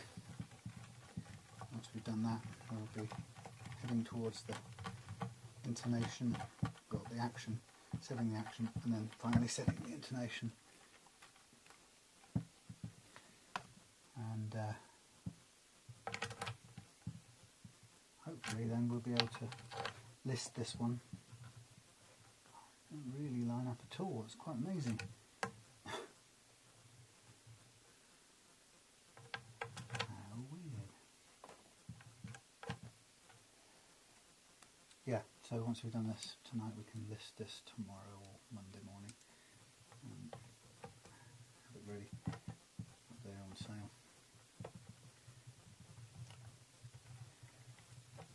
This is a very odd arrangement of tuners. They don't quite line up. That's a dud one as well. Bin that. And that one. I think I'll get my packet back out. Too short. Too short. And now 2 screws short for a tuner picnic. Rightio.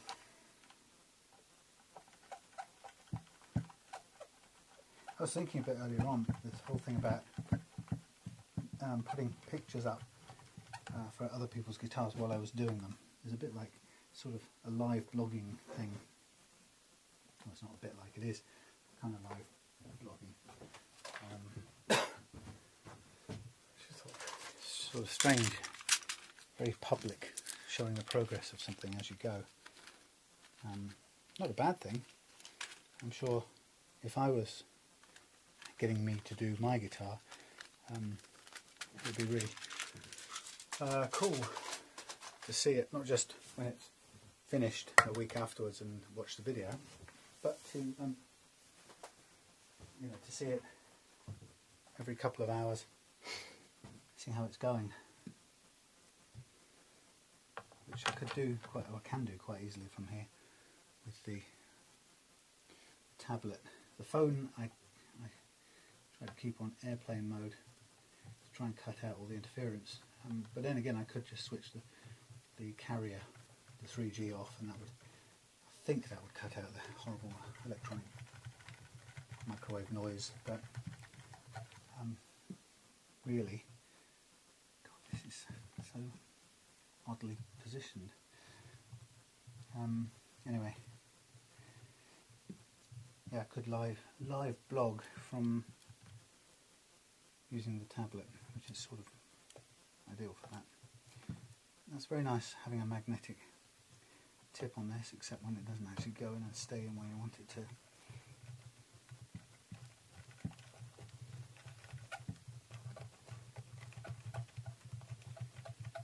Come on now. Get these things down and tight. Right. Done. So while I'm at it, I will close up the covers on the back, which you can see. Can you see it? No, you can't see it from there really. Maybe you can just about see it here.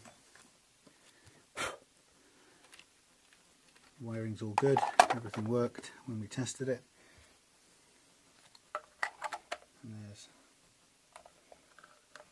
actually, where does it line up? It's always quite difficult to line up. It's not that way. Is it that way? Nope. It has to be this way. There's no other possible way it's going to go. Yeah. Right, now I can use this to do these. I've got more of these if I were short.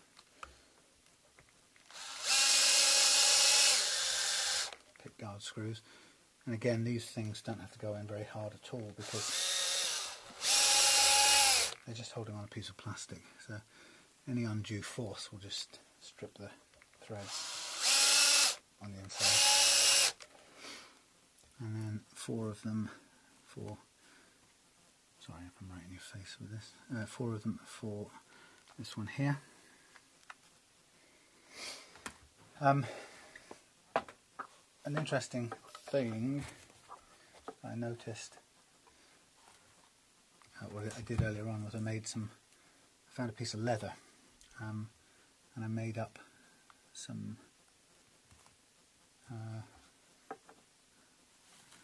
little leather pads, washers, that you never seem to have on strap buttons. So many strap buttons have lost the bit of felt, or the pad washery thing that helps them stay taut or tight. So I found a little leather patch, like a brand logo or something from maybe it was a pair of jeans or something, and I drew some little circles on it, and then used the clippers to cut them up. And I've got lots of, they're not perfect, but they will do as sort of, they'll play the part of the washers really well. The washers are on there as well, but the little leather pads will give an extra grip. Okay, so I'll put that there to hold the end, safeguard the end, and we're all looking good there. I won't cover anything like the won't cover the truss rod up yet because we still need to make an adjustment there. And what I can do is, if I can find where I put the piece of metal, there it is. I'm going to put on, oh, it's left-handed, oh, it's all strange. I'm going to put this together, the pick guard together, which I gave a good cleaning to. put the pickguard together and then put it onto the guitar. This was very, very, very dirty. And that goes onto there, and then we have a nut that goes on the other side, which we'll just put on loosely for now, and then we're going to reverse the process we did in the first place, which means when we've lined it up and got the thing in place on this side, we'll then tighten up the little screw on the pickguard itself. So I'm just screwing in the little metal bracket so it's held into the body of the guitar. That's quite nice. Now we need two things. We need a pair of pliers. We need to be able to see it, and then to hold it in position while we turn the thing. It doesn't take much turning, but it's just a bit of a faff to get a bite on the nut. So you just have to kind of go under there and grab the nut, madam, and then while you're holding the nut, do up the thing, which is nicely done. And then we've got another pickguard screw to hold that into place, which is all lovely and jubbly. Beaut. Then we can put in some of the metal hardware bits right away, the stop posts. I'm going to take them right down to the floor first, and we can put the stop piece in place, and then we'll put in the tunematic bridge posts, again fairly low, or right down to begin with, and we'll bring that up as we go. And then while we're at it, we can also put on the knobs, and blimey, that's open, that's closed, closed. Very hard to work it out when it's left-handed. And I'm just going to begin with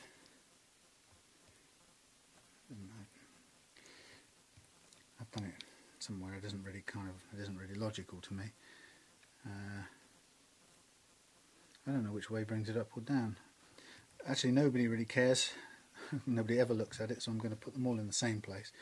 And if you're the owner of this beautiful guitar and you want to move them around, please feel free to do that. But they're currently all pointing in the same direction. Ta-da! Right, tunematic bridge.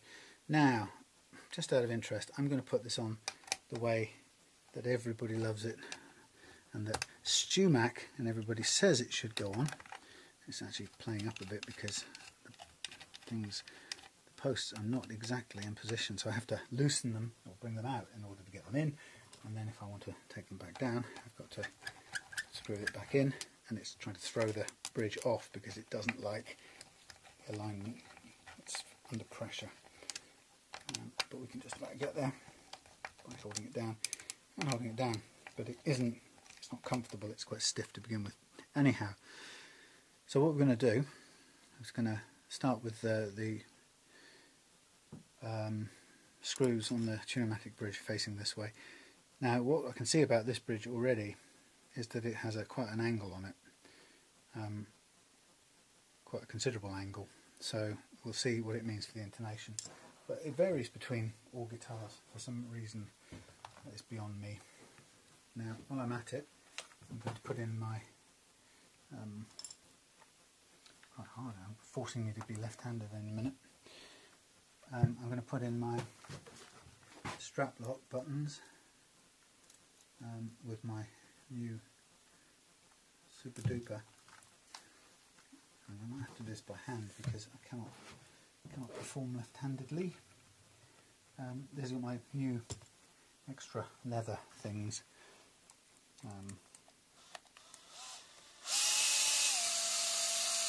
Just helping get started a bit, so I can push that some of the way in. In fact, I might be able to just then hold it here.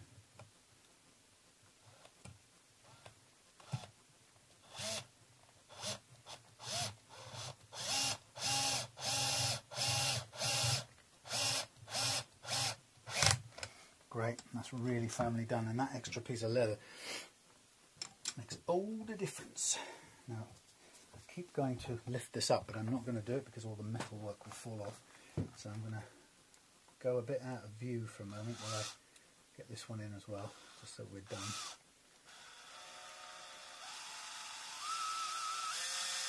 Pushing it through, so it's kind of biting through the leather, and then I'll put it into the back of the guitar and hold it really tight and let it again bite on. That's a brilliantly tight fit for both of those, which is great. Right, so a quick fly around. I'm going to recharge this in a minute as well. There we have it. We are tuners on board, nut glued in place, new or reconditioned strap locks beautifully tightened up, everything looking good. Pick guard back on, knobs and hardware back on, much cleaner now. It's not absolutely perfect, but it's as good as we could get given all the filth that was on there. And so before we run out of batteries, because I've got a way to go yet, I'm going to plug this little fella in.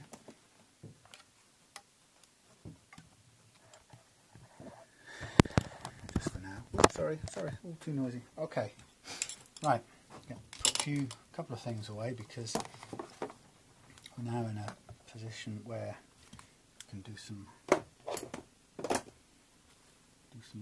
what we're going to do. We are going to, I need that one out, I need that one. We're going to do some stringing as we're heading towards the sort of final rundown. Got the thingy cover screws there. Right, time to string, and I'm stringing upside down, so I've got to keep my wits about me because it sounds really simple, but if you're not careful you can just get this completely wrong and waste yourself some strings, which I can't really afford to do on a good day. Get my specs out of there so we know where they are. Right, oh my god, which way round is this? Yes, big fat string at the top there. So, switch glasses. Pretty much everything else applies to this process, so we're just doing it back to front. It's, you know, it is just an odd thing to have a big fat string at the top here. As long as we remember that's what we're doing, we'll be okay.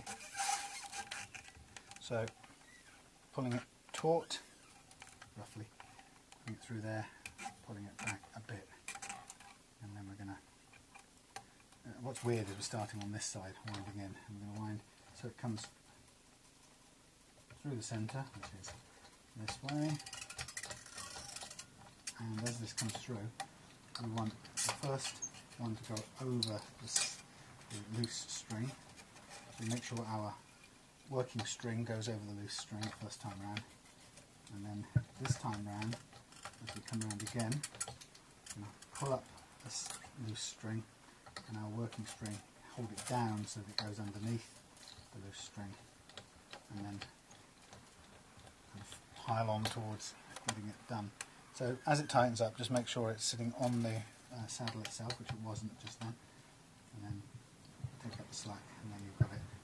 And on this, I'm going to cut it right down. There's no, on a Les Paul style guitar, I found there's no real reason to leave any extra length on there. On a Strat, I find it really helpful if you have to take the strings off. It's really useful for rethreading it through the tremolo block if you've got a little lead of uncoiled string first. But on the Les Paul, it's no thing. So this one under, push the slack under the working string, whatever you want to call it, winding round, and then this time hook up the slack string, hold down the working string so it goes under the slack, under the spare excess, we should say maybe, and then pull it in. This one's gone around a few times, too many for my liking, but as it tightens up, just make sure it seats on the saddle properly. That's not too bad. can do you as little harm as possible. It's a bit stormy out there, a bit grotty, but I'm happy that this is a nice guitar. I like the look of this. I would quite happily play this bolt-on neck V99 myself in this finish. It's a really pretty and substantial guitar. Just go under there. And it's got all the Wilkinson hardware on it, and it's I suspect it's going to play really well when we finish. It's Morris, nothing things like that.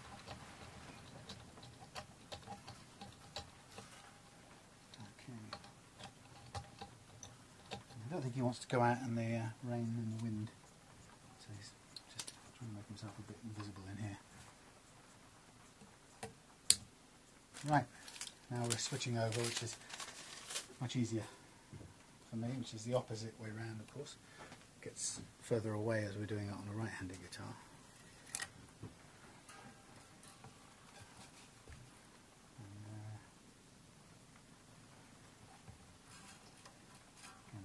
Pull it in, pull it tight, or line it up first and get it in the slot, pull it tight and walk back a fret and a quarter-ish.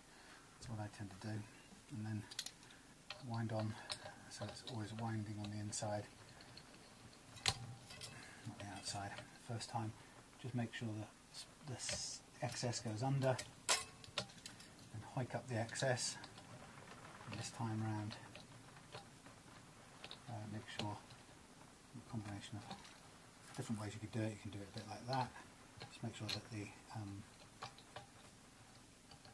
working string now goes underneath the excess, and then onwards until it tightens up. And just at that point, make sure it's on the saddle, which it isn't currently.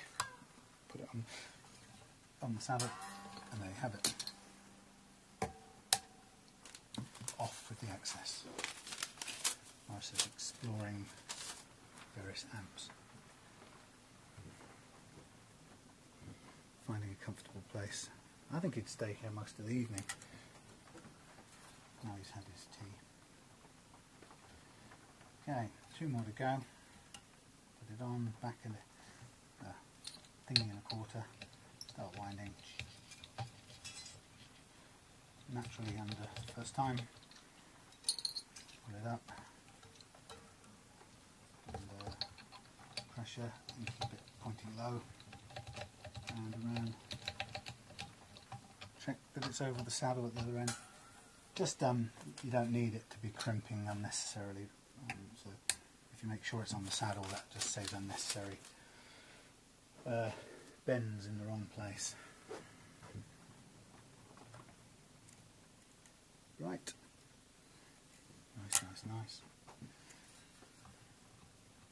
So the other thing I've got to finish tonight, along with this guitar, I was hoping maybe to do finish the other Les Paul copy with the bolt-on neck, and that was the Marshall Gibson Baldwin educational blah blah blah blah blah, something like that. I might not have the time tonight for that. What does need finishing is the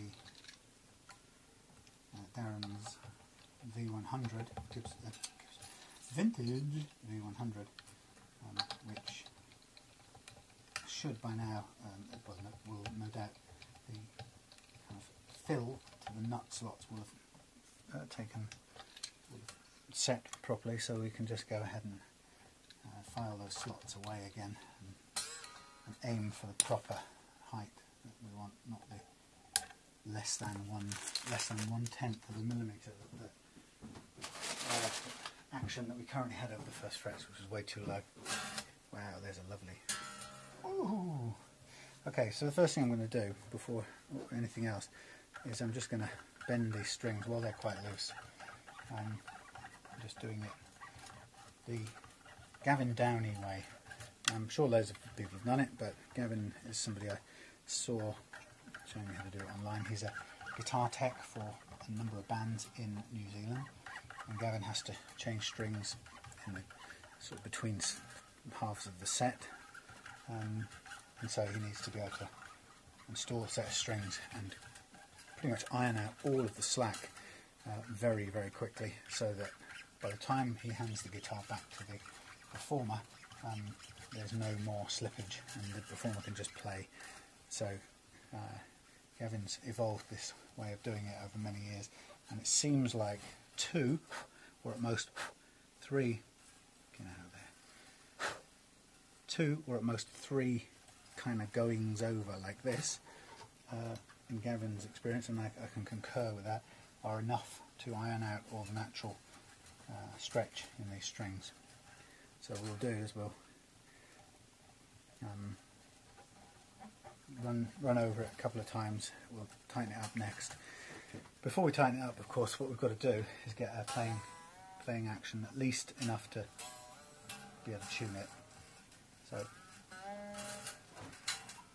I think we've got a playing action, which is great, and that's even with everything set down to the side. Oh, come on, man, what are you doing? Morris, sit on there, right, and chill out. You know you want to sit somewhere nice and cosy, or if you don't like that, sit on top of here, right? That's fairly secure. That's a lump of oak sitting on top of the workmate. Right, I'm going to pull up an A note.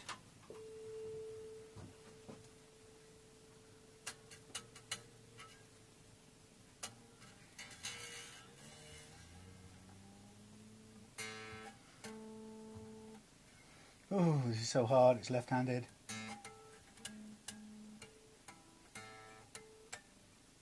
Oh God. You know what? I can't do it left-handed. Oh, I'm going to 5 and 7, 5 and 7, 5 and 7, 5 and 7, 5 down, 5 on the down, 7 on the up. Is that right? 5 and 7. 5 low, 7 high. 5 low, 7 high.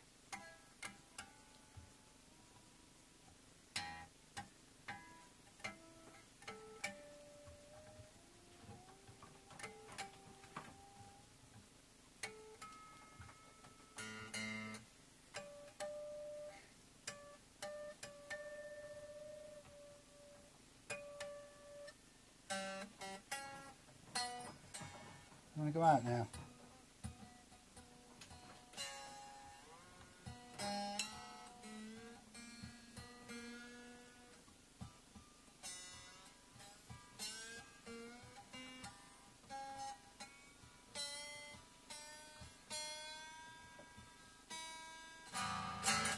Okay, so that's we'll take that as being in tune enough for the time being, and so we'll go and do the Gavin trick, and we'll give it a second going over with the stretching. So up and down twice. My fingernails are sticking under the fret edges.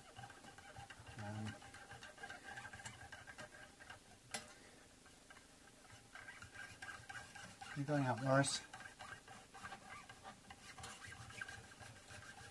Just makes it easier so it stays in tune from here on in, that's all.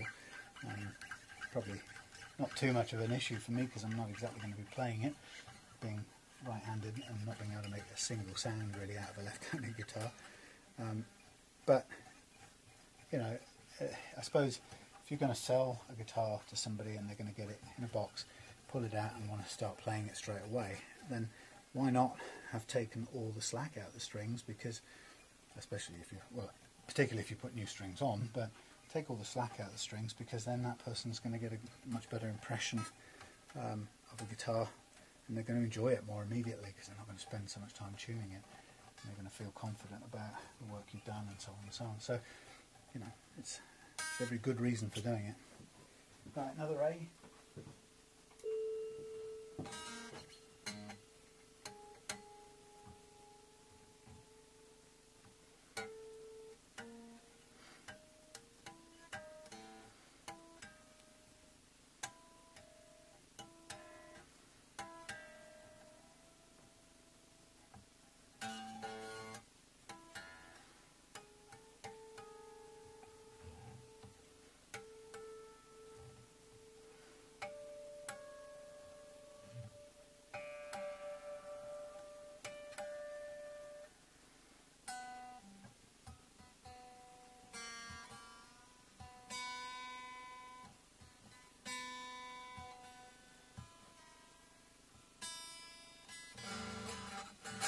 Right, so that's the basically first part is we put the neck under tension. First of all, I think you'll probably agree, even if you're not a left-handed player, and this is upside down, but even if you're not a left-handed player, that is a very nice looking chunk of Les Paul copy, amazingly heavy. As I discovered yesterday, this body has no chambering in it, so this is your full weight Les Paul copy. The V100 down there has some cutouts, chambers cut into it to reduce the weight, but this is just every bit as solid as it looks. Full thickness, probably about 48 millimeters or something ridiculous. Anyway, lovely looking thing. Now the thing I'm concerned about now is, since we've now got the thing under tension, what's happening with the neck? It's got a bit of relief in it. Making sure I can see where I'm looking. Yeah, it's got some relief in it. I can, depending on where the lighting is, I can usually get different, better or worse views. Probably not enough. That's my feeling of just an initial look. Bearing in mind that gravity is going to be affecting this right now, the way of doing a quick check is capoing your first fret and then holding down the last fret. Yeah, that's right, there's no gap there. There's a bit of gap on that side, but none on the treble side. So we're going to need to put some relief into the neck, and to do that we'll need our Allen key.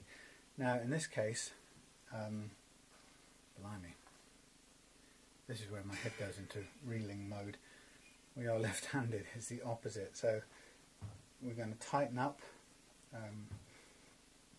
counterclockwise to give us some bow. Now, what is counterclockwise when you're looking at it from this end? Oh my goodness, do I know? Do I know? That feels like it's the opposite way. Let's cancel that bit out, and let's take, that's it, slacking it. Wow, that's really weird. Clockwise, clockwise, counterclockwise, possibly. Those kinds of things. I don't know if you know the feeling that when the clocks go back for the daylight saving or whatever, I can't work out what time of day it is. I'm totally flummoxed. It knocks me out completely. So I really worked that out then just by feeling which setting was the easiest, and in a way the easiest one is the one that's going to be giving us a bit of space back. It's starting to do it. So it was that way, which was in effect anti-clockwise. And that's releasing the truss rod and allowing the strings to bend the neck into a bow, giving us a bit of space. Now what we haven't done, well I haven't done, is I haven't set the action where I'd ideally want it. So at the moment we're just playing about, just trying to get the neck relief right, but I haven't adjusted the playing action, which at this stage might be a good thing just to dial in a working action. Now I seem to have mislaid all important, yes, the all important thing that I've mislaid, which has the name of all important thing that tells me how high things are. I can't bloody find it. How annoying.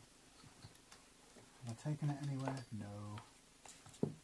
Is it underneath something? Shouldn't be. Right, my string depth gauge. Oh, it's standing up here, so I can't see it. So many things dangling in that box. Right, so with my other eyes, I'm going to take a quick look and see if I can, I won't be able to see very well, but I'm just looking to see what the playing action here is, which is 0.5 millimeter, so that's completely ridiculous. So now I'm going to wind it up from this end.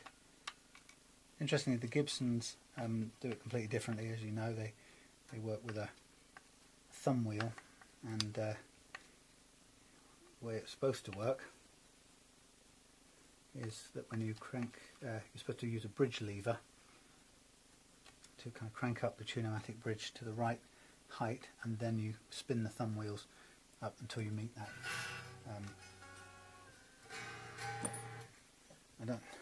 I mean, you don't have any choice with that because you've got no screwdriver slot at the top like you do on the copies.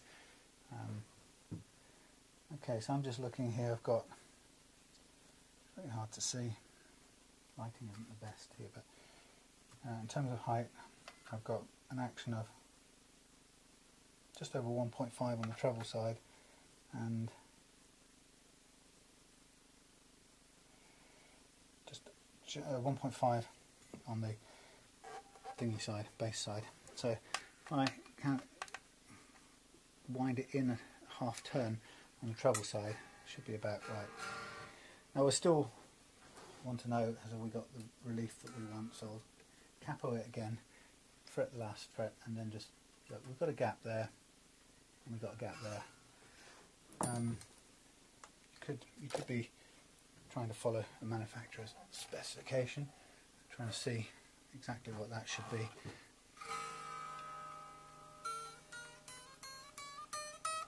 God, left-handed player, hopeless.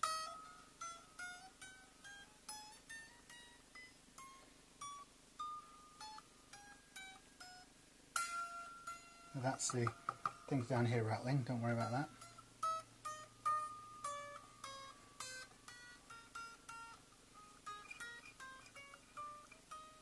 So that is pretty good. All of those notes are ringing. I could probably play them easier this way around, although it's technically the wrong way, of course.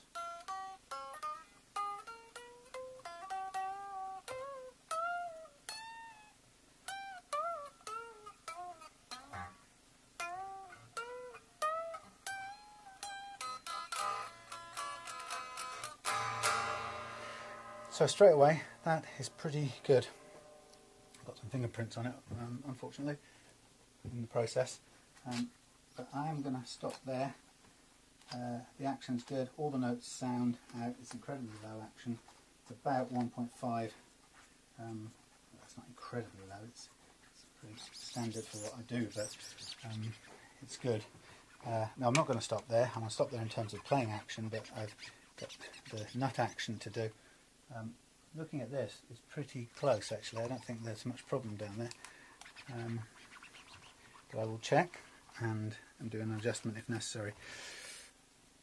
What I think I'll also do is I'll move the camera around for a minute so you can get a better view. That also means I have to move the lighting and stuff. Put this on here so it doesn't fall down. Then if it's too high you won't be able to see because I can't tilt it down far enough. No, you can't see it. If I drop this down, you might be able to see it if I just sort of walk off to one side, which I can do. I've got a bit of room. Hey, that's better. And then it also allows me to drop that there because I don't think you can see. Oh, maybe you can with a wonderful wide angle. Anyway, I can put that sort of like that, I think. Right, so here we have an action that I'm comfortable with. We just now, the game now is to just check the clearances there. They look pretty good actually, like I said, so with a bit of luck I might not have to do much. And I would like to have an action over the first fret of 0.3.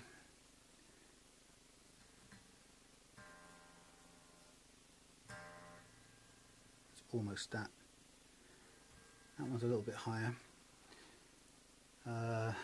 We've got quite a bit higher on the treble strings. Okay, so what I'm going to do, I'm going to do them one by one. I'm going to get this right, whether it's a left-handed or right-handed guitar, even though I can't enjoy the joys of playing it. Let's get the set of pins out of the way. 9, 11, 16, 24, 32, 42. And these things here as well. Where have they gone?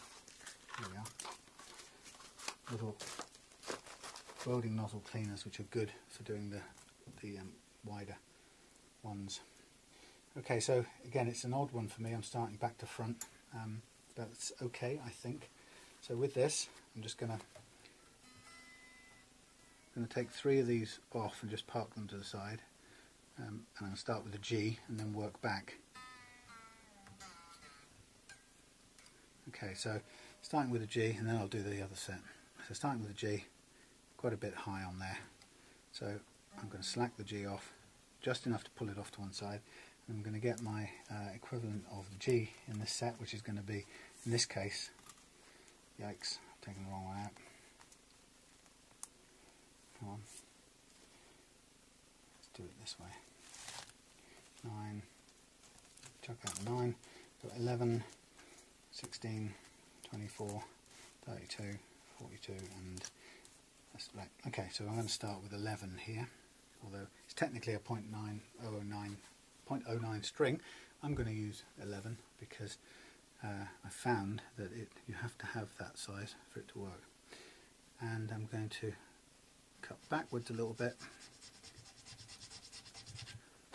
blow, and then, oh, I was doing the wrong bloody slot, wasn't I? I'll come back to that one.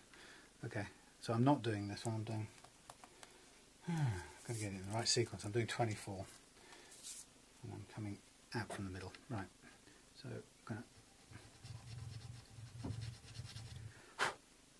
cut it a little bit, not too much, and then replace the string.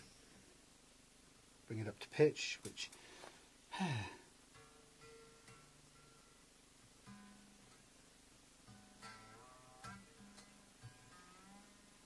roughly there.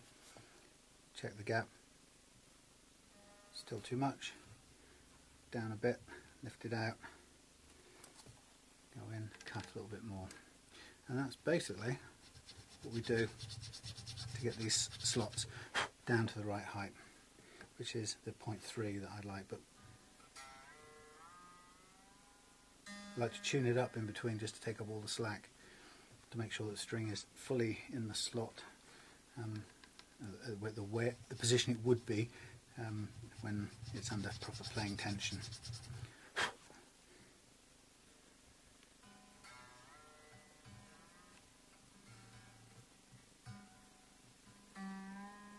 Doesn't have to be exact, remember, just approximately. So I've still got some room, and I'm working on a 0.3 of a millimetre. Morris, do you want to go out? Go on. 0.3 of a millimetre. And what did I find? Still some room. So keep on going.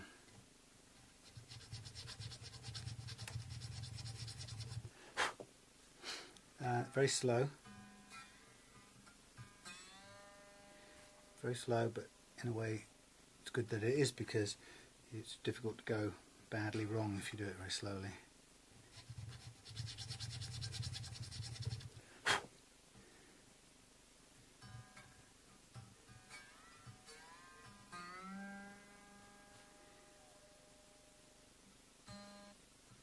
Okay, we're almost there now with that one.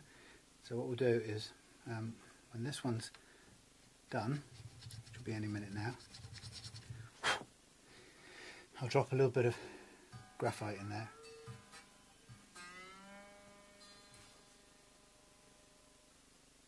Still a bit more to go. Drop some graphite in, and then that will be set, then ready to go. And the graphite is just a lubricant to help the string flow or go through the gap.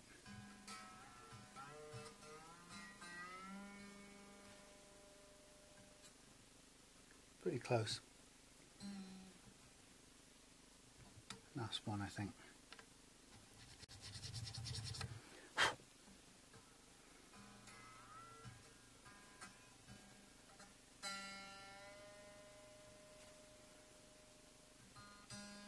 If you can still ring the note, and it's you've still got more than enough of a gap. So my little pot of graphite is here, and then my little device for putting it in is there. I'll have it standing by. tiny bit more. Got to be very patient with this job.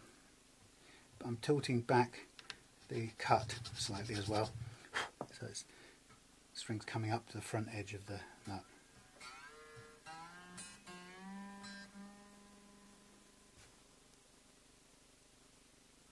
Still a bit more. The thing about this is it is so slow that you can really get it precise, and you can get it to that 0.3.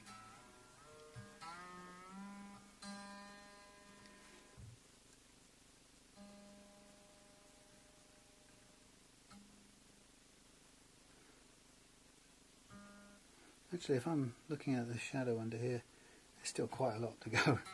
I'm fooling myself by looking too directly above.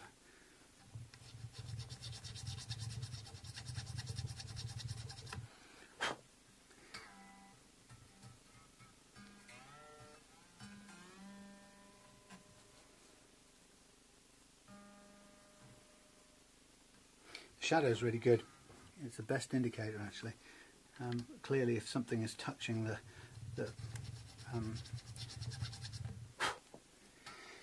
if the string's touching the gauge, you won't get a shadow. You can only have a shadow if there's an air gap between the two, which there still is. So if we want to get this right, we've got to keep on going.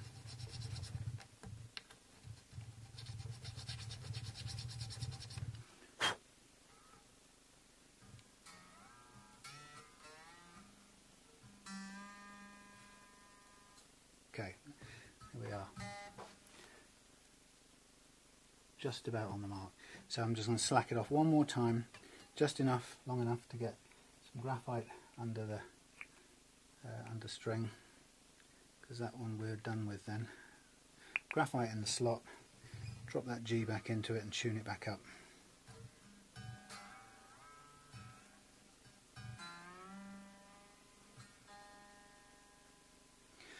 Blow away the excess. Now we'll move to the B string, drop it in.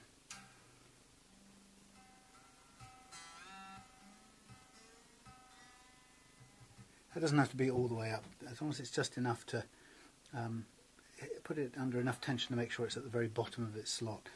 Okay, so that means we've done that one. We're now going to move to the 16 and just lift this string out into the other slot and do a bit of a cut on here. Same principle, tilting backwards, and then drop it back in.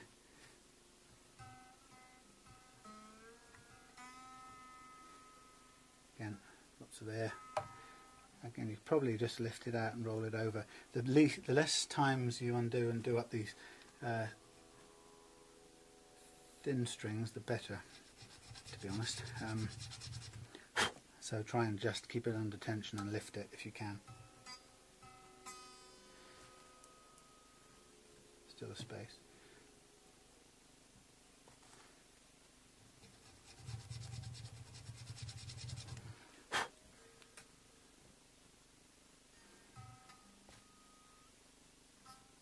That's about it. Okay, I'm going to pull that out, put a little bit of graphite under there too, and that's that one done. Again, drop it back in, blow away the excess graphite. These are quite deep slots. If we wanted to, we could reshape this nut a bit more. It doesn't, the way it's cut, it doesn't make any difference. It's only cosmetic or aesthetic. It doesn't really matter. It's not going to stop the string moving.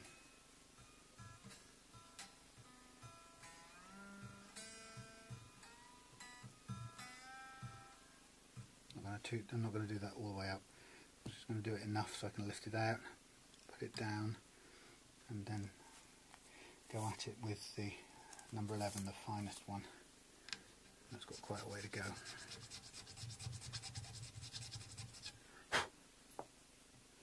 So these slots were a bit big before, I have to say, a bit loose.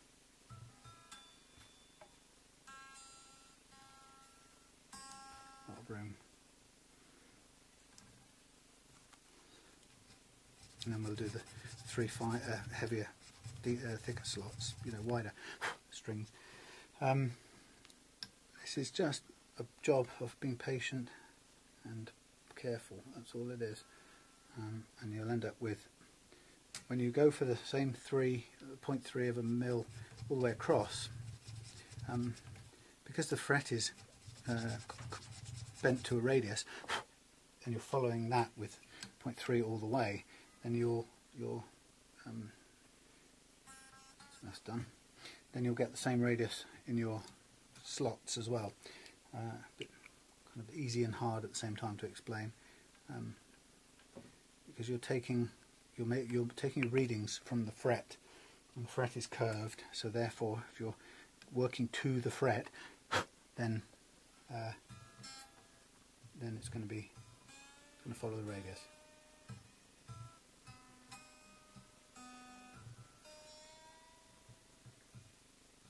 Thanks, Morris. Morris, I know you want to be loved. Look at him. Oh, crunch. Bonk. This doesn't do up. That's not doing up. Is that doing up? Oh man, he's just such a loving cat. Morris, my boy. Is there any chance that you can shift while we get this guitar finished? Got the intonation to do next. Morris. Yes. Oh, you beauty, aren't you? I'm going to come down and sit on the stool. Let me put the stool down here. You can jump on that. Go on. Morris. Morris. Come on, onto here. You want to. It's lovely. There. There. Sit on the sofa. The cat sofa. Right. Let's hope he stays there. Just trying to get this position so we can carry on. Oh, Morris, no. No, man, no, man, no. Come on. Down. On there. I don't care if you put your muddy paws on my... Oh, Morris, no. Down. Or else you're going outside. Sorry. Right, gonna... Do you want to go out? Yeah. Right, we've got the 3 thicker ones to do now. And he's put gunge all over these things. Oh man, Morris. Wet feet. So we need the lower 3 to do this. Morris, no. Come on, man. Come on, stop it.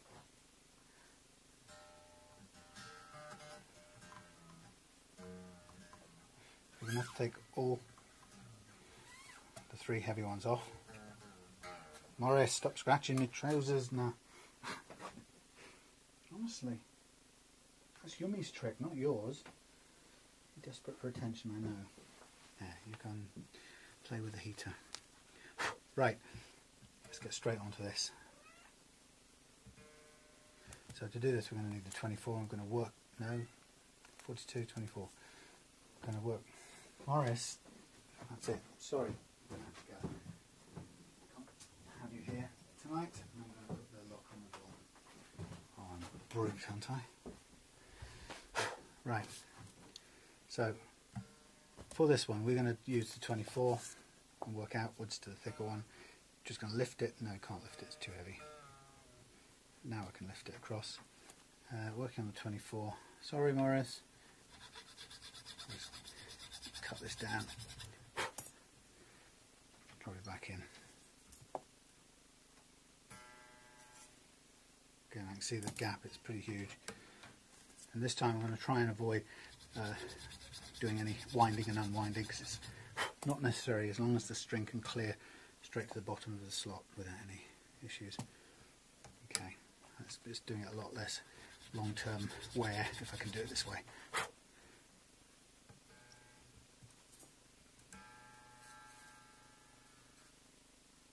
Still quite a bit of room. That shadow is great to use as your guide. You can really see it, very clear detail. See how much I'm having to take off the nut to get down to the right gap. It's very close now. it still rings out clear, so we've still got room.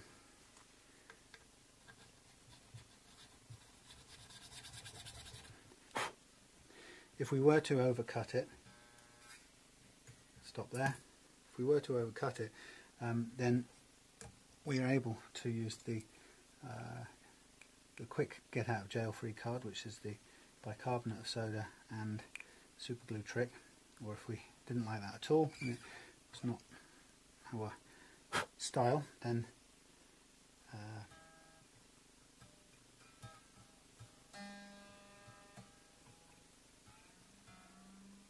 then we could replace the nut if we had to. It's not the end of the world. But given the amount of improvement it makes to your guitar, it's well worth taking the risk, in my view. Even if you're a newcomer to it, why not? Okay. There's a room.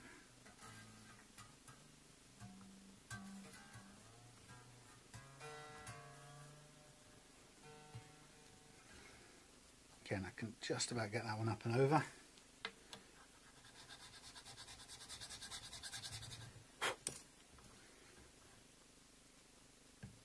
Probably need to slack it off a bit actually. It doesn't hurt, I can still see what I'm doing.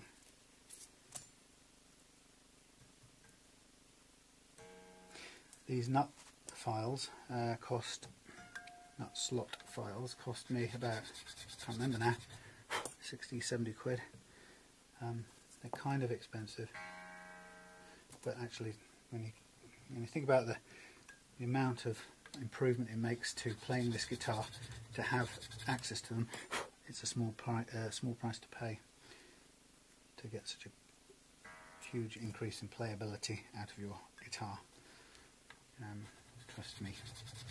Even if you, the way I look at this is, even if you only ever adjusted the few guitars that you may have from now to the rest of your life, then it's worth the money, because the amount of improvement or playability you're going to get just out of those guitars will be worth the investment in these things. A little bit more. That's the way I look at it. You know, most people who are really into their playing end up having several guitars, and they certainly have several over a lifetime. Right.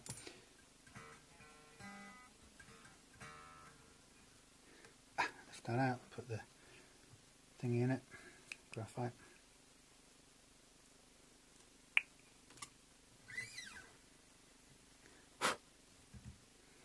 And finally, this last one.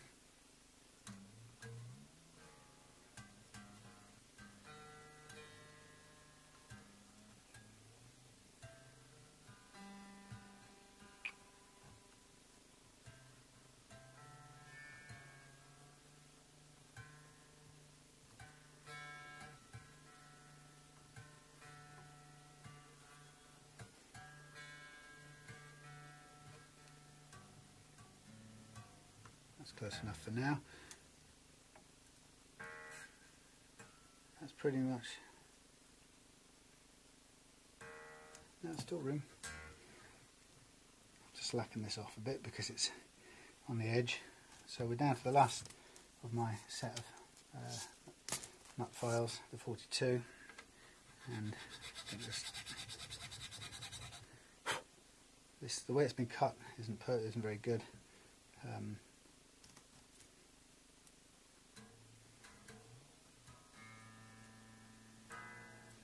It's not leaning backwards the way it probably should, so I'm going to try and give it a bit of backwards lean support.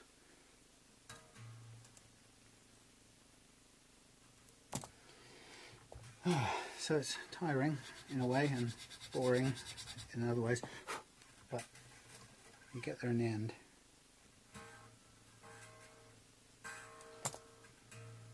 There's a room.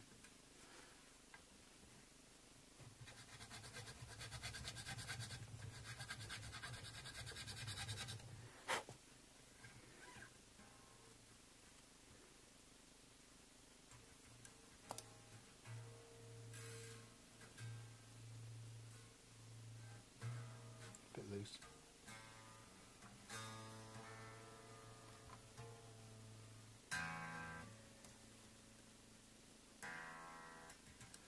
Tiny bit more, and then we're done.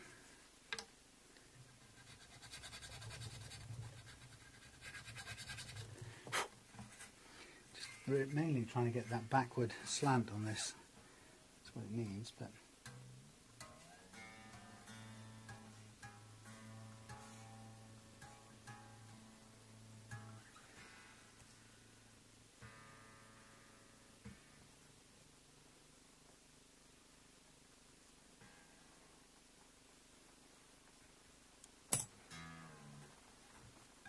more still to go.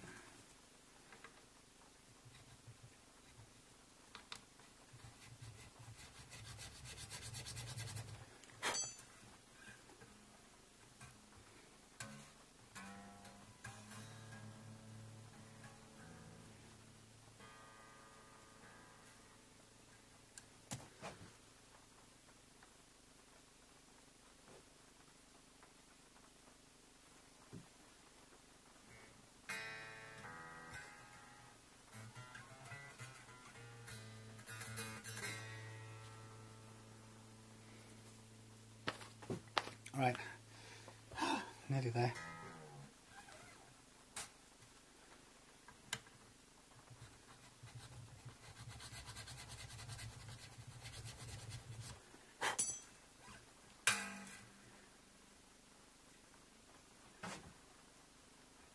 Still got quite a way to go. It's because it's been cut flat and not backwards, so I'm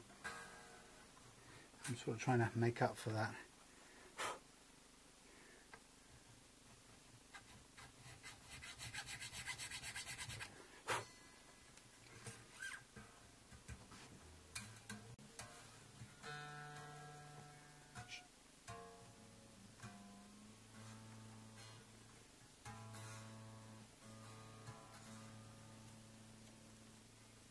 Right, good.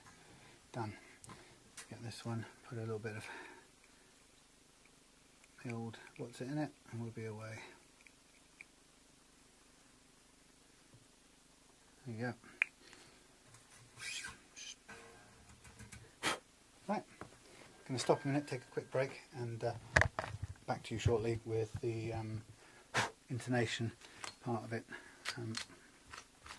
Got a bit of graphite everywhere. It's a little shiny, sparkly touches. It makes you think that your headstock's metallic paint, but it isn't. It's just the graphite. Okay, see you in a minute. I'm going to take that in the house tonight and put it in a case out of the way, out of harm's way. In fact, I'd put it in a case. Right, now out of harm's way. I probably won't send it in that case, but it's a bit expensive. But I'll put it in the case for safekeeping until I pack it away tomorrow. So there we have it. Goes away. Well, until I give it a little sound test tomorrow. But that's that. That is this baby done. Ooh. Gave us a bit of a hard time, but we got there in the end. And now I can revert back to this one, which is the V99. I thought you might like to see this on your video. V99, bought in Exeter, left-handed guitar, lump, no chambers, so it's really heavy, but I like the look of this. Beautiful. V99, bolt on neck, but what a lump of guitar. So this needs intonating, so I'm going to do that on a separate bit of video now, and then that's me done for today, because I've had enough. Okie dokie, and finally, here we are on the V99, and it's time to intonate the guitar. I'm going to do it upside down, which shouldn't be a problem. Still the same principle applies, and I'm just trying to think how, if you can see what I'm doing. It's a bit difficult because it is the wrong way around. So the intonation is where we set the correct length for each string, and we do that by moving the individual bridge saddles backwards or forwards, and we find out if we've got the right length for each string by using a tuner, chromatic tuner, and a screwdriver, which we're going to use to adjust these slotted screw heads here, which will move the saddle backwards and forwards. It's a bit uncomfortable for me because it's left-handed. So the first thing we do is tune the guitar up to the 12th fret harmonic.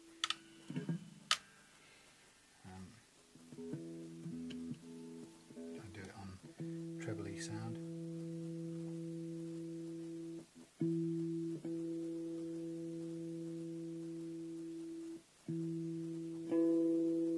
Now if the note at the fretted note is the same as the harmonic note, then the intonation is correct. It's very close actually.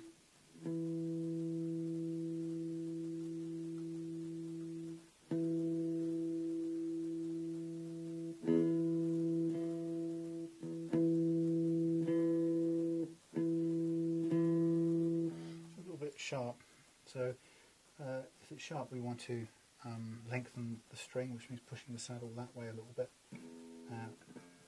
From this left-handed way I have no idea which way that means I have to turn it. I'm just going to try.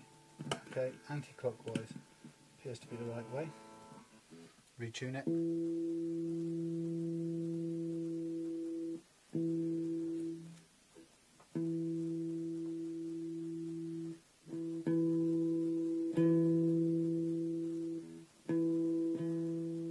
Close enough for my liking. Now, what I know about the way these strings are set is that they tend to go in stepped patterns, which this isn't currently set that way, so I think we're going to have to do a bit of moving.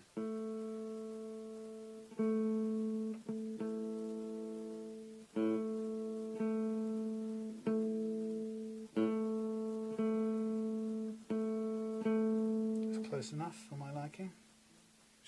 Looks about right. This next one should be quite wrong. Should be quite wrong.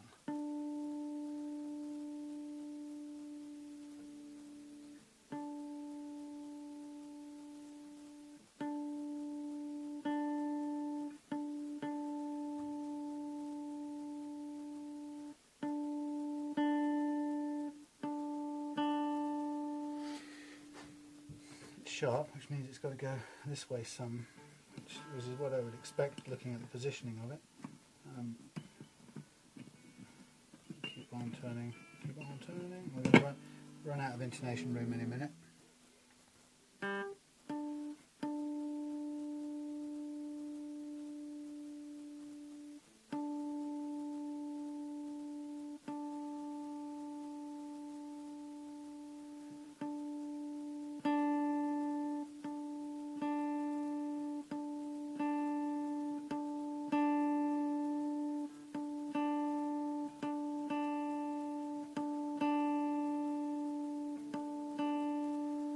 Quite difficult to do this precisely.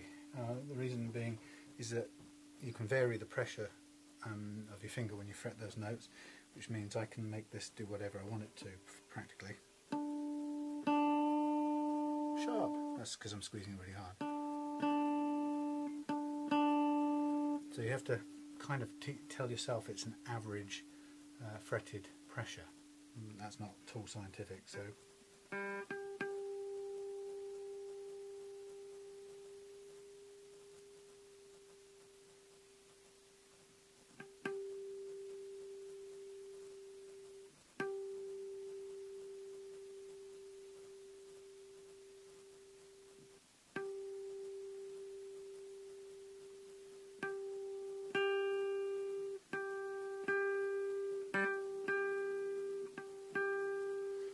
That's quite a bit sharp, which means we've got to lengthen the string, and here we go again. This is where we're going to run out of intonation space. Damn these guitars, I tell you, same every time.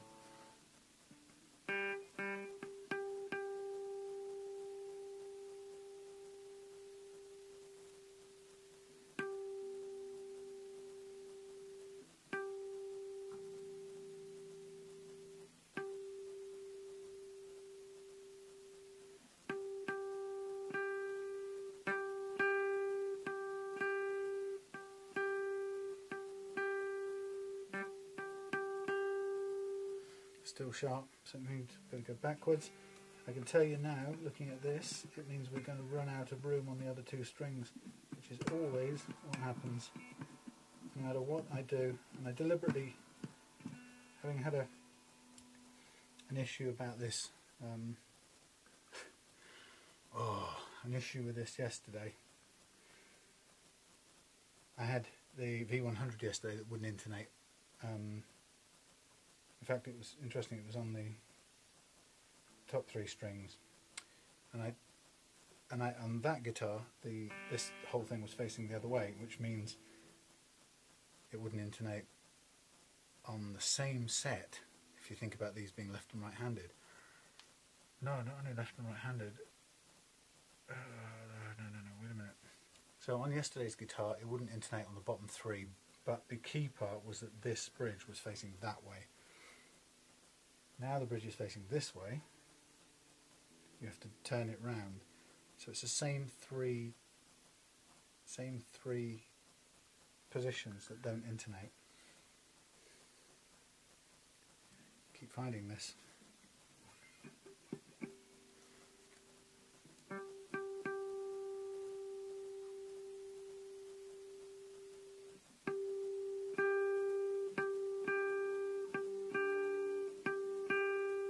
This is really interesting. This has got quite a bit of sharp to take off.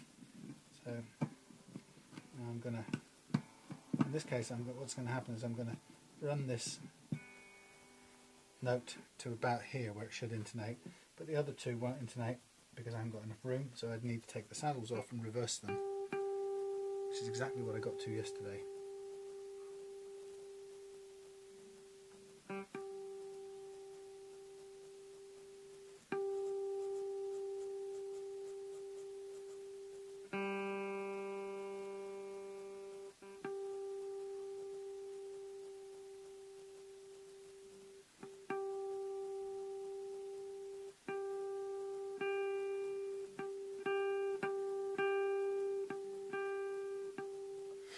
Yeah, and I thought, for a while, I thought it might have something to do with the fact that I preferred and often choose to have this bridge set this way round.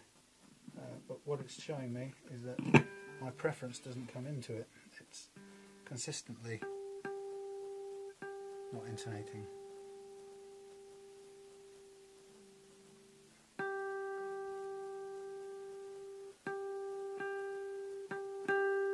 That's about right.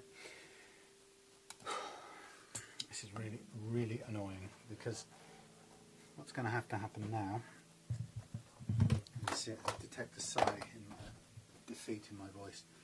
We've got these 3 stepping back in the correct manner. This one, quite rightly, starts further back than,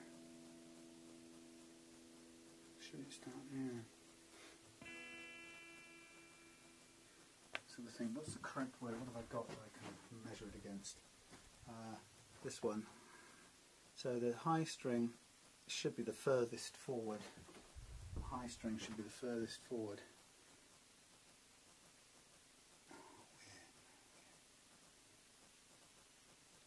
Let me just think. High string should be the furthest forward. High string. So E, B, E shortest. Technically, E shortest, E, B, G, and then D should be slightly longer than E. E shortest, that should be here. Oh my lord. D should be slightly shorter than E, so D should be out here, and then A is longer.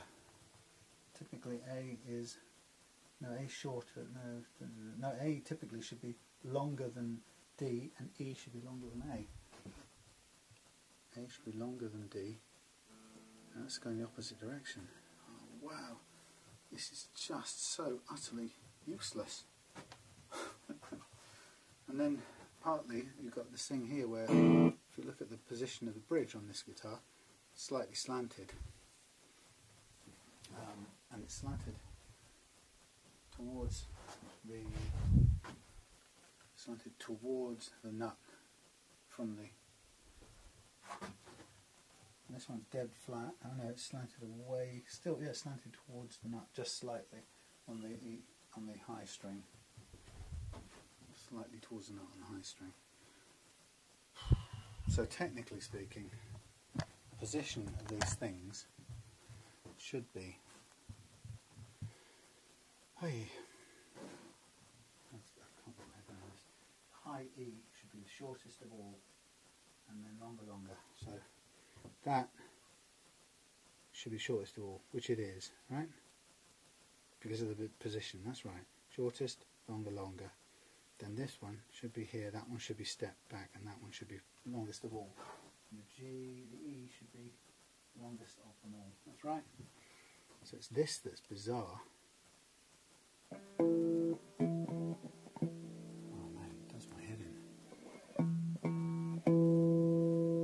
Standing on its back a minute. Sorry about this. You can see how confusing this can be when it doesn't perform the way it seems to.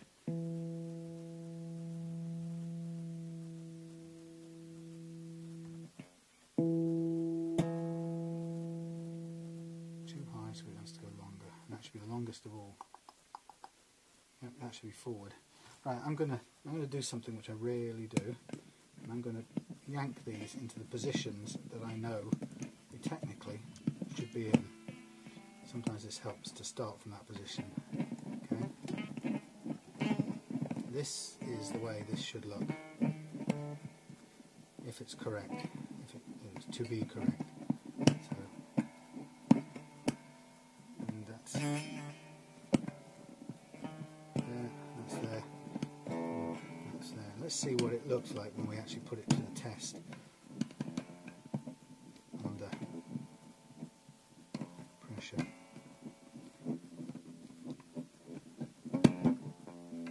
So technically that looks like it should be the right way round. 3 sets. That one should be a little bit back from that one. And I'm upside down doing my checking. Let's see how far off these things are.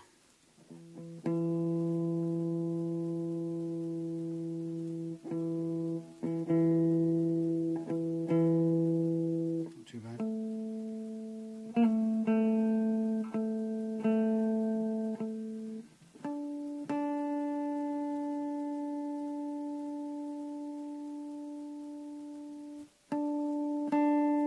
Not too bad.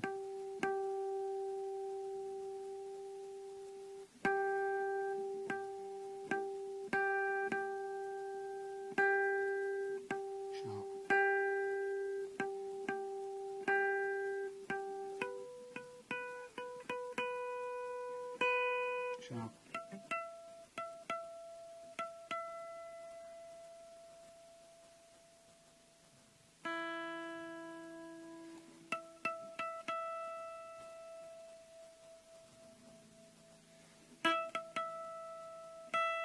Sharp. So all 3 of those are sharp, which means they've got to go back a bit further. Okay, let's start them all back a bit further.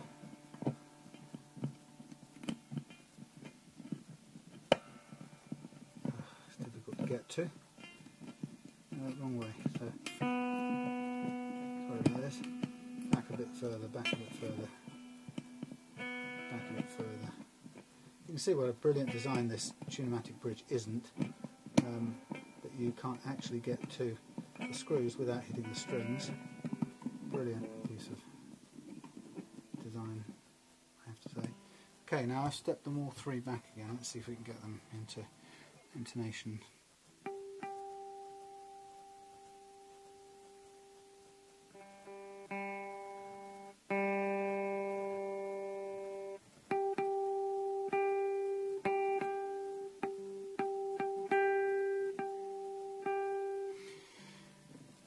Still sharp, so I'm going to walk those 3 backwards a bit further. Let's see if we can. Now we're going the wrong way again.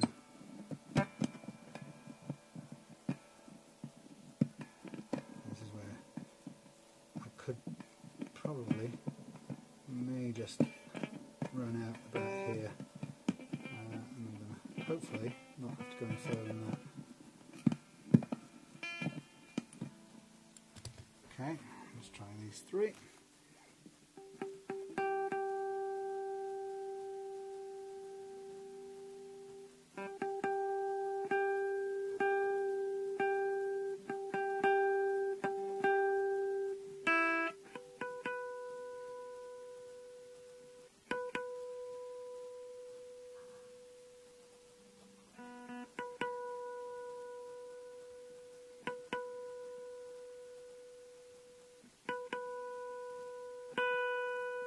Good.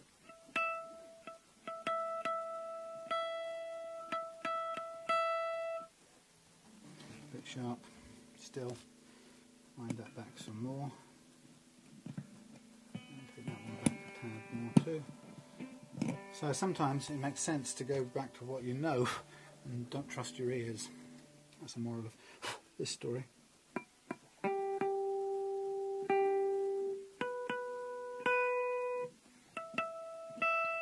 Both of those two are a little bit sharp. Your ears are not, ears and eyes are not to be trusted. That's what I say. This is so clumsy. Back down there.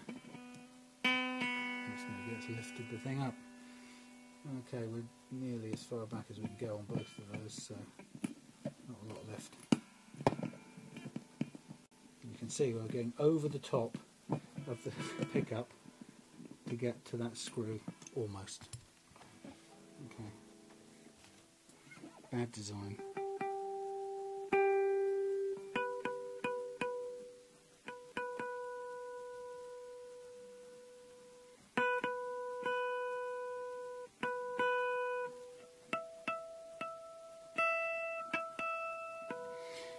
Right, very close, close enough. Can make a shape.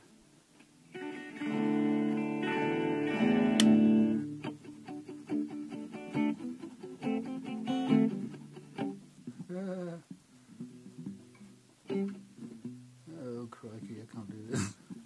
See.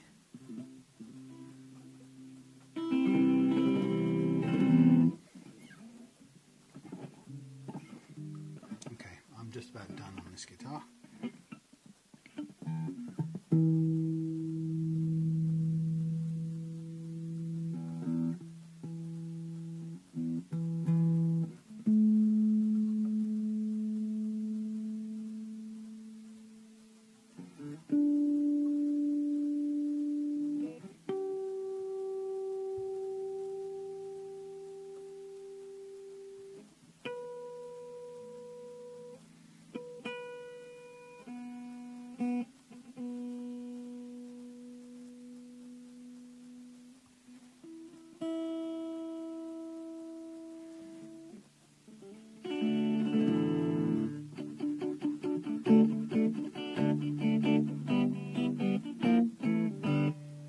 Ladies and gentlemen, I'm going to stop there.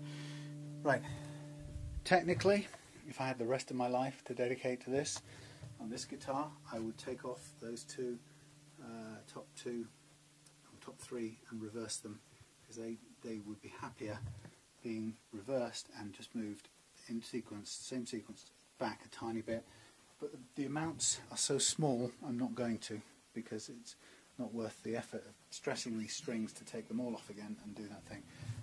But it does make me have to ask that question yet again of these guitars, is why are they so difficult to intonate? What is it about them, and why every single time do I find myself needing to ideally switch these bridge saddles round on the Tunematic bridge? What is wrong with the design of this thing that leads to that every single bloody time? Because it can't be right. Anyway, answers on a postcard to somebody else. No, answers on a postcard. I am genuinely interested, but it's midnight on Saturday, and frankly, I've kind of run out of steam, and I'm ready to put the cover back on. Oh, has that got a little bit of plastic I can pull off? Yay! That's almost as if it's brand new. yeah, I'm happy with the action on this. Most everything, as I say, could have done with could have done with those things reversed on the top three, but hey, it's close enough. The amounts, the margins are so, it's so variable anyway, that intonation, based on the pressures you press with your fingers when you're actually forming the, pressing the notes down. It's incredibly variable. And actually, interestingly, over time, I've discovered that the real intonation that you need to be worried about is, that's a crap screw. The real intonation you need to be concerned about is the nut and the intonation at this end of the guitar here. And the length, the full length intonation at the bridge is very rarely a problem. I've never noticed, even when it's been wildly out, I've never noticed it make the guitar that difficult to play. It's interesting that this screw is resisting my tensions now. Why do things do this?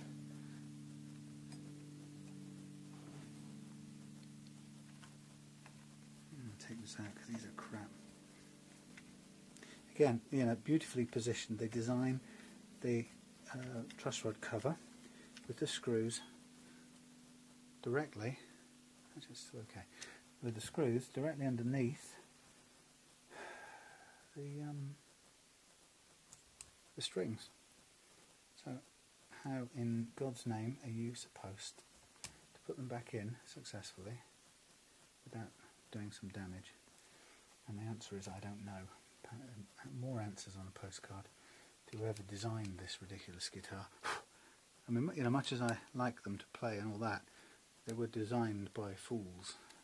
Every bit of it is an ergonomic nightmare. I'm totally with Scott Grove. The point is, you can't set the truss rod action until you've loaded the guitar with the strings. So then you can't put the truss rod cover on until you've put the strings on, and then the strings are in the way. So you end up running the risk of damaging the strings in order to get the cover back on. I mean, how stupid is that? So I have to bend these strings or slack them off to get the cover on. Nutcases. Right, there we are. Ladies and gentlemen, the final push. We're done. That is your otherwise beautiful vintage. I'm going to unplug it because I can't play a left-handed guitar. I can't play a right-handed guitar very well. But there we are, ladies and gentlemen. There's some dents in this, which I'm not going to fill because they're quite substantial, but they're not that visible. I'll photograph them anyway, you'll be able to see them, but they're none on the front. It's absolutely spotless on the front. So there you have it, this completely spotless on the front, V99, made by Vintage hardware, vintage pickups, which I'm going to just, no, I'm not going to adjust, they're pretty much the right height, with the god-awful tunematic bridge facing, this time facing the nut, which still doesn't give me quite enough room to intonate the way I'd like to, but there we go. Everything else about it is pretty nice. A nice chunk of guitar for not a lot of money. So there we go. Thanks for sticking it out. I hope you enjoy this guitar if you're the one that buys it. And that's me done for a very long Saturday where I've done nothing but work with Les Pauls. And I was hoping to get that one finished as well, but I'm going to call it quits. And some achievement getting that one done. Good night from Sam in the Reloft.